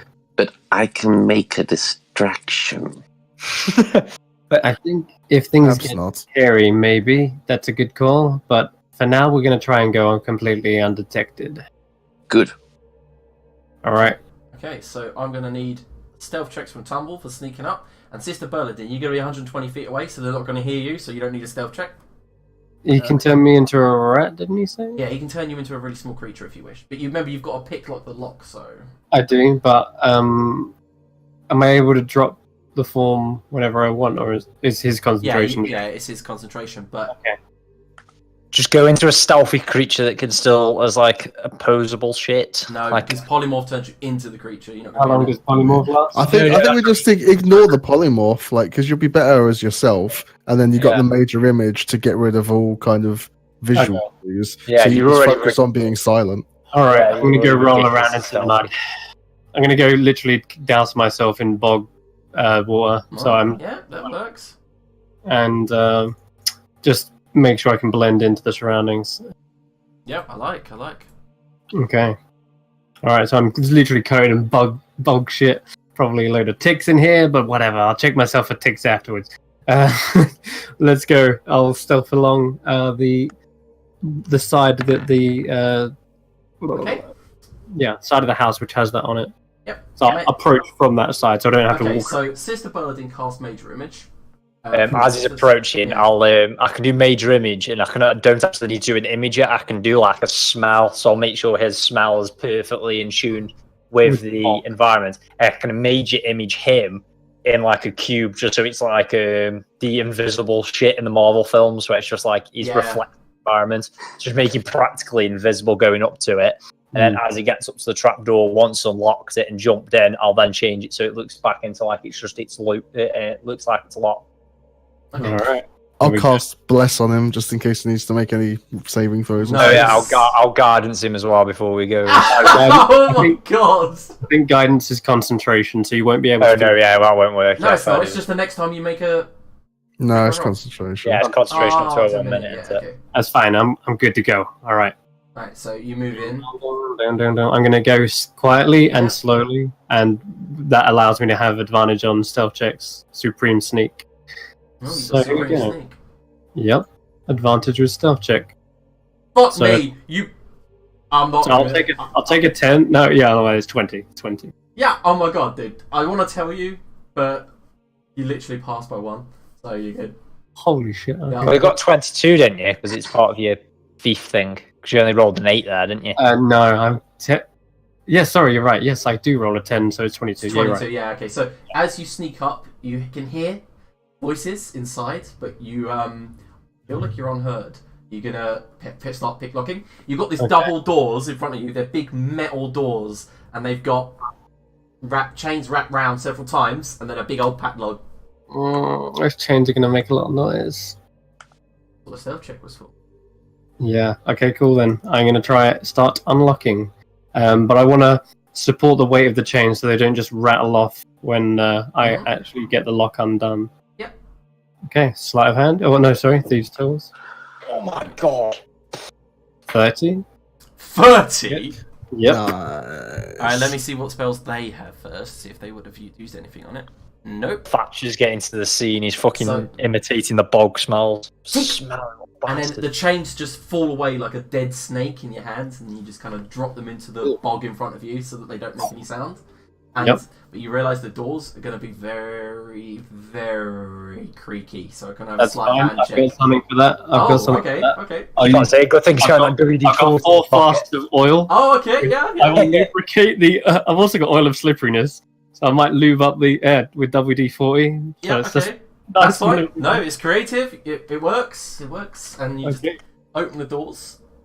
All right. You just see stone steps descending into darkness, and your dark vision sees at the bottom another door. Okay, I'm gonna use the last charge of detect magic on my wand to see if I can sense any traps down this hallway. This staircase. Nope, no traps. Okay, and then I'll use my actual physical investigation to make sure there's no loose steps or anything. Look at Tumble being a rogue. Oh yeah, 26. Yeah, there's nothing here. And the door. The door's not trapped, and it's not unlocked. It's not locked either. Sorry.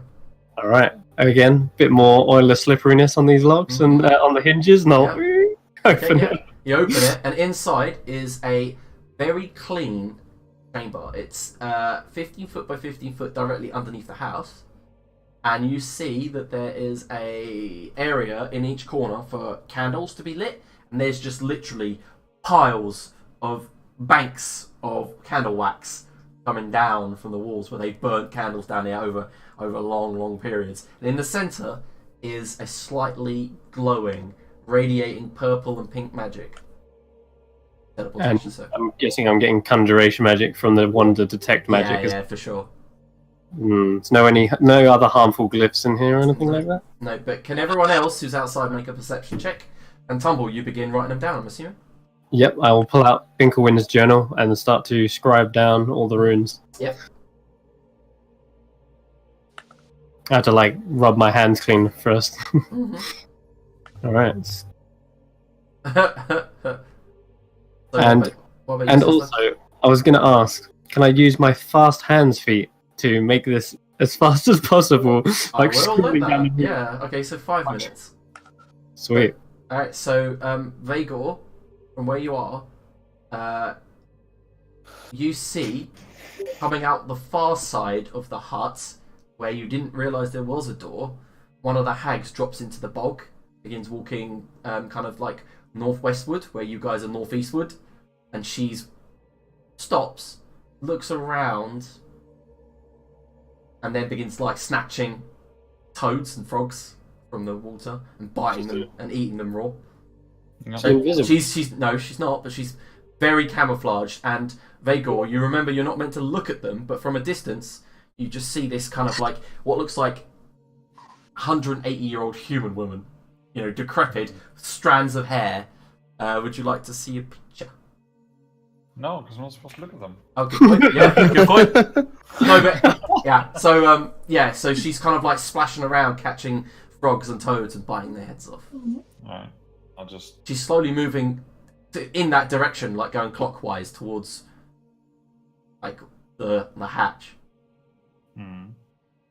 I'll just gently like poke Dola. Mm-hmm. And with that, only 3 perception. Yeah, you see it. Got it.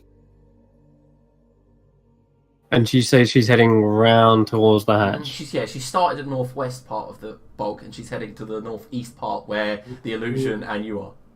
Okay. All right. Okay, so anyone doing anything? She's moving, getting ever closer. Well, unless it looks like she's actually going to go into there. She will eventually. Oh fuck me! She doesn't even see you guys. She's like even 60 foot away. She's just blind as a bat. Just carries on diving into the water. And as she walks past the illusion, she takes one look at it and goes, "All good," and keeps going. Oh, those are some unlucky rolls. Lucky for us. Yeah. Cool. Yep. All And right. the process is done. Tumble success, and then you climb back out, and you manage to get back to your friends. Do you lock the doors and everything again? Yes, I will. Put the lock back. One in. more stealth check, Tumble. Okay. Sure. Fuck that! Just leave it. We'll fucking get out of here. No. I don't want to incur the wrath of anyone because she knows my name. Yeah. No, But you he- managed. I don't know. Can Tumble make an intelligence check? And I'll whisper you something. Go on. Like a common sense check or some shit. Obviously, the lock is unlocked, sure, but I can padlock it again, right? It's a padlock. Mm-hmm. And the mucky footprints as well. That'd be a problem, maybe. Anyway, 15. Mm-hmm. I'm gonna whisper you. What's your name? Oh, your Tumble on here. Yeah. I got the runes copied down. I don't think I'm forgetting anything.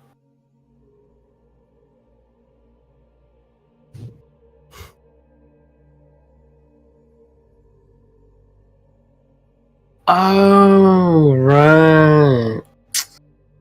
Yeah. Okay. And I'll So- just send that to Leo as well, just so he knows what's going on. Yeah, Mm. I have no fucking clue what's happening here. Okay, so instead of locking the padlock, I'm going to use my own lock, which I have, by the Okay. way. Yep. I have got a lock. And I'm going to put that on...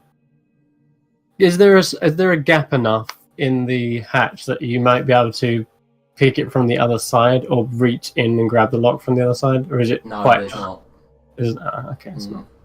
Okay. This is tricky then. Okay. In that case, I'm going to have to leave it unlocked, but I'm going to make it look like it is. Yep. That's locked. easily done for you, yeah. Okay. Alright. But I won't use my lock, I'll use its lock. That's it. Yep. Okay, so you managed to get back to the group with the teleportation rooms? Yeah, that's it. How it goes. Okay. I Ninja. assume fine. I don't see anyone coming, so. Rip out the pages for the teleportation runes, pass them over. Thank you. Then we should return to my father. And get this done with, whatever the Star Temple holds.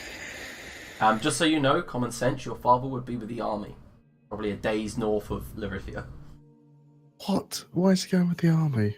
Why wouldn't he, being a commander? Because that's stupid. And a pain in the ass. Yep. So would your brother? So was It's the fine. king? I guess my brother would be, obviously. Yeah. I expect the fucking king to be there, Jesus. Yep, they're all gone. Okay, it's fine. Anyway, And I yeah, set up the no. Mitodyne. No. That would be pretty sweet, actually. Yeah. Okay, so what's the plan? I don't know. I'm talking to people, but no response. I lead the way, Lord Inspire. Well, all come close then, Okay. and I'll teleport us to the well. Okay, yeah, so all of you kind of... I'm assuming you're all okay with this. Yeah. Yeah, and you all appear in Bulabin again, at the lip of the well. Haven't we been here before? Yes, we have evaluated. And then I'll use the one teleportation to, I guess the closest one will be, I can't remember the name of the place. Can I have the world map? Yeah, we can go to the world map. Wherever thingy of Algoron? Algoron, yeah. Okay, so you teleport to Algoron. Yeah, and we'll have to make our way. Oh my god, that's actually a pain in the dick. Mm-hmm. That's fine, yeah. It's only like half a day, we'll catch up with the army. Yep, okay, so all of you land in the middle of a grand white marble hall. In fact, actually, we might not have to go that far because they were slow getting out. If it takes them 5 days to get to the sisters, and it's been 2 days, they're not much further north than Algoron. Nope. Cool. Yeah, that works fine. Okay, and all of you teleport into this great marble hall, and Dolaf, as you appear, you realise that not many people are at their post here at all. In fact, there is one guard who notices you from the other side of the hall, approaches, sees who you are, bows, says, "Can I help you, Lord Dolaf?" I suppose many have gone with the war effort. All of them. How long ago? This morning? Good. Then I need to make haste. Are they horses or are they taken? Most are gone. Lord Dolaf, you may take mine. He looks to the rest of the group and says, "I only have one."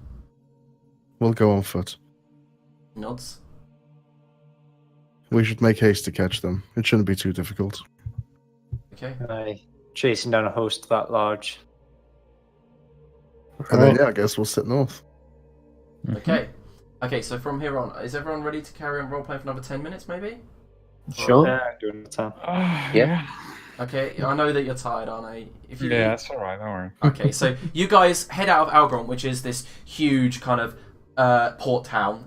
Picture kind of like every building is like white plaster, and you know, picture everything is kind of like very nice here, very flowery. Everything's built up to be this marvelous architecture, but you're not there you're not there long enough to appreciate it as you leave the city walls, head eastward, and by the afternoon. By the way, did you leave Beleth back at the Vidar? Yeah. And he kind of like, he just looks and goes, "Shit, I'm in the swamp." Yeah, he was going to take a rest, get his spells, and he came back. Yeah, he just goes, "Shit," turns into a snake and begins slithering up a tree like, "Fuck this." As you guys begin running eastward, I picture you doing the Lord of the Rings thing where you're just running across the countryside. Yeah. I mean, to be fair, if he wanted to come, he could have, because there's plenty of trees here we can use, so Yeah. it's up to him. Yeah, he would have. And then, okay, so he does land in Algoron, and as you guys, he goes, "Good luck," and then walks towards the park and just sits down. So you head towards the middle part of the road. You catch up with the road by the mid-afternoon, and you see the host camped. By about early evening, you see it just... So if I move the sister, just here.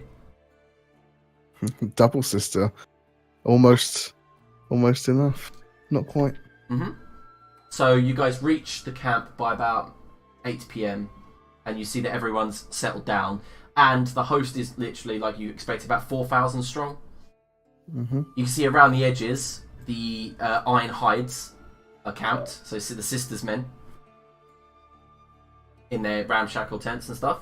And then you see in the centre, in a nice orderly kind of Romanesque line, is the elven military. Perhaps while we're here, you should speak with your people. Aye, some encouraging words. Might be worthwhile. I'll be with my father. Aye, I'll be with you soon. Okay, so the sisters go into her people. Tumble, Oliedan, Dolaf, Vagor, you go into Adwin. Sure. Okay. Yeah, I'll go along. Unless I can find a podium and give all of them 15 temporary hit points. Yes, that's amazing. Needed them. It wouldn't by the time they It got to would the wear sisters, off, yeah. I know. Okay, so you guys managed to find the king's tent, and as you are get granted access because Dolaf, of course, turns up. You walk in, you see Falodar, you see Prince Jaslyn, the king, Adowin. You see a lot of the other characters that I've forgotten the names of because there's so many. You see Lord Jacqueline Erinspire, the Grand Druid, the one with Nally was his wife. You see Lord Modir Everlond, the Paladin. Abby, the Winterfist, the one that resurrected Binkelwyn. And as you walk in, they all just turn to look at you, and your father says, Dolaf, what's happening here? You were meant to be... Yes, I have news and a request from you. Okay, they rush out. He rushes out into the cold air of the... the warm No, air of the I'll summer. stop him as he goes to head Okay, out. okay. News for everyone that needs to hear, and then I'll speak with you after. Okay. And I'll just address the king and the people there and explain the scenario that I saw at Ragnarok. This changes things. In fact, It this does. turns things in our favour. This is the king speaking. This is good, but we shall keep it secret, of course. Nothing that has been spoken here leaves this room by pain of death. And everyone around the room nods, I'm assuming. Mm-hmm. Yeah, like... We let that happen naturally. We do nothing. Yeah, I feel even if we wanted to intervene, we couldn't at this time. I believe they plan to strike tomorrow. They plan to strike tomorrow. Perhaps it is beneficial if you in the chaos manage to actually do something. We will attempt to. It's one of the other reasons I'm here. Okay. We have a plan to get back. I will need a word with my father afterwards. So it is. Dolef, if you succeed in this, I will be in your debt. And all of you. I will be in all of your debt. I won't let you forget it.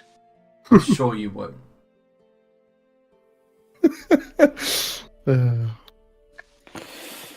Father, a moment of your time, please. Sure. And this time he does lead you outside. Yeah, Tumble.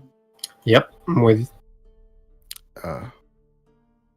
The mirror, gifted to me by Yeah, like Colker. like you've. I'm assuming Vagel was the one who strapped it to his back, who running across the countryside just with this mirror on his back. Well, Vagel. He was the only one strong enough to carry that far. Okay, you put it down. He looks at it and goes, Here you go. a mirror. And then he looks at it Yes. closely, sees the room. I'm sure you're aware of what it is. Yes, I am. What do you want me to do with it? He looks at it and goes, ugh. Yes, not particularly pleasant inside, but I need the destination changed. For what? The Star Temple. Blinks. Why do you... I've only ever been there once. That's enough. And We have very little time, please. he kind of looks at the mirror. You're gonna need a few minutes. Of course. He disappears, goes back to his tent. You feel like he might be preparing a new spell, and comes back out like maybe 20 minutes later with his spell book in hand. Mm-hmm. And I is fumbling through bits. This could go terribly wrong. You know that, right? Things have to be done. Okay, well, gather your allies. Allies, gather. Sister Berladin. Autobots, roll out. Sister Berladin, did you head towards the camp? Yeah, I don't think I'll do triumphant speech per se, just because I don't want. There's already going to be sat leaders. There are like formed. Ivar is smashed. He doesn't even recognise you when you walk into the campfire. Yeah, I thought that'd be the case. Like, I don't want really to take any of the shine off him. I want him to continue being their leader. He's got his warhammer and he's just like smashing things. He goes, Look, friends, I've invented a new game. And he places like a ball on like a stick, and he goes, watch this, and basically plays golf with the warhammer. See, the idea Scottish is you hit the hammer. I mean, you hit the ball with the hammer, and you hit a Ragnarok head, and then just kind of slides off into unconsciousness. Yeah, so I'm not going to take any of the shine off him because I want them to know who the leaders are going into battle. Because I don't want to be the pinnacle leader of this little army here when I'm not going to be in there with battle with them. I think it'd be more moralizing for them, if more uplifting and morale. Okay. If like obviously he stays as their main leader, but I think he's just going to be going around to like individuals in a short period of time that I've got, giving them individual little pep talks, a little bit of magical ambrosia, charm them up a little bit. Okay. Give them a little bit of a pick me up, that kind of thing. Just like going to like little individual campfires and groups and just perking them all up, boosting morale that way. And then I'm assuming after this is done, you head back to the group, or Yeah. okay, It's so just a quick one. everyone's happy to see you. And So it does you go got very this. well. You got this. You're doing great, Yeah, dude. literally just a running Keep it up, back. You got this, and you got this. That, just so you know, I'm gonna write it down just because that will actually benefit. Break your leg out there. Pretty much, yeah. Giving him a little bit of a Boulder's guidance. Like, obviously, it's only going to last a couple of seconds on each one as I give it to the next guy and stuff like that, but just so they feel that temporary, like, empowerment from Boulder. Arum. Okay, so as you return to the group, you see that they are all waiting around the mirror, and your dad, your father, Dolaf, brings his hand to his spell book. One moment. Let me read this. And he goes, one moment, and plucks something off of his finger. And Dolaf, you see his wedding band. Surely there's something else we can use. I have nothing else. What is the cost? It's a diamond worth 5,000 gold pieces. Woo! Bloody hell. Unless you have unless you have a scroll, this is what I have to use. It's awfully specific. He knows about the scroll. I think we owe him one after this. No, that is just like he says. Just don't tell your mother. I lost it during fighting. You know, it's a manly business. By the way, she's literally just over there, so I hope she didn't hear that. Yeah, we'll get you another one. Tumble here is a fine craftsman. He holds it up, Tumble. He goes, picture it now. You need to make it exactly the way it is. I can give you the band, but the diamond is going. She's perceptive, that woman. Seriously. I'll quickly give it a good look over and it's a cardinal cut. Yeah. Tumble, with a quick glance, it's worth at least 25,000 gold pieces. 25,000. Yeah, at least. Hey, listen, I Shut that motherfucker up. why don't you let me cut that down a bit? No time. It's fine, honestly. It'll be quick. God damn. No, That's a lot. let's do it. Oh man, Tumble is like proper like, and oh god, he's holy shit, he's losing it. He holds up and goes, "You think this is expensive? You haven't seen Helotus." No, I mean like he's going to use it to waste, like when he could It's just. not like he carries around a 5,000 gold piece diamond, other than the one on his ring finger. I know, it's going to consume the whole thing, Yeah. which is like triggering. He points his finger at the mirror and he says, "Are you prepared now? We're ready." Yeah, okay. Then this better help." And as he points his finger and begins muttering the incantation, the diamond just kind of glows white and then just disappears. Doesn't shatter, just disappears. And then a beam of white light hits the mirror. Yeah. And he says, in a language that Dolaf and anyone who knows Sylvan, he says, "Location, Star Temple." And you do see this bright white light up the mirror. Even some of the nearby soldiers are like gasping. So who goes first? You don't know. Keep this with you, of course. You can't tell if the bright light is making Tumble look pale, or if he's just on white from like feeling faint. Yeah. I'll tell Adwin obviously to keep the mirror with the hosts, and then I'll walk through. Okay, so you walk through, everyone. Yeah. I'm going. Wearily drag myself through. Yeah, and as you guys pass through this mirror, you find solid ground, and suddenly it takes a while to get your bearings as bright white light turns to just light, and ahead of you, the first thing you see is just a wall of fire in everywhere you look. Behind you, though, as you peer, you just see the void and darkness. But then as you look forward again, you just see a wall of fire that is high as your sight, and as far and east and west as your sight. But ahead of you, swiftly, you come to your senses as you see a corpse. In front of you, a man lays there, and he has necrotic energy kind of like wisping off the side of his shoulders, rotting away parts of his flesh. He's died frozen. His emotion is frozen in pure terror. And all you have to do is look further to the left, and you see a dwarven body, grasping a hammer, shield in the left hand, headless. And it looks like whatever did it ripped the head clean from the neck. The spine came with it, and there's a blood smear leading up the staircase. The staircase is smeared with blood, but other than that, marble white.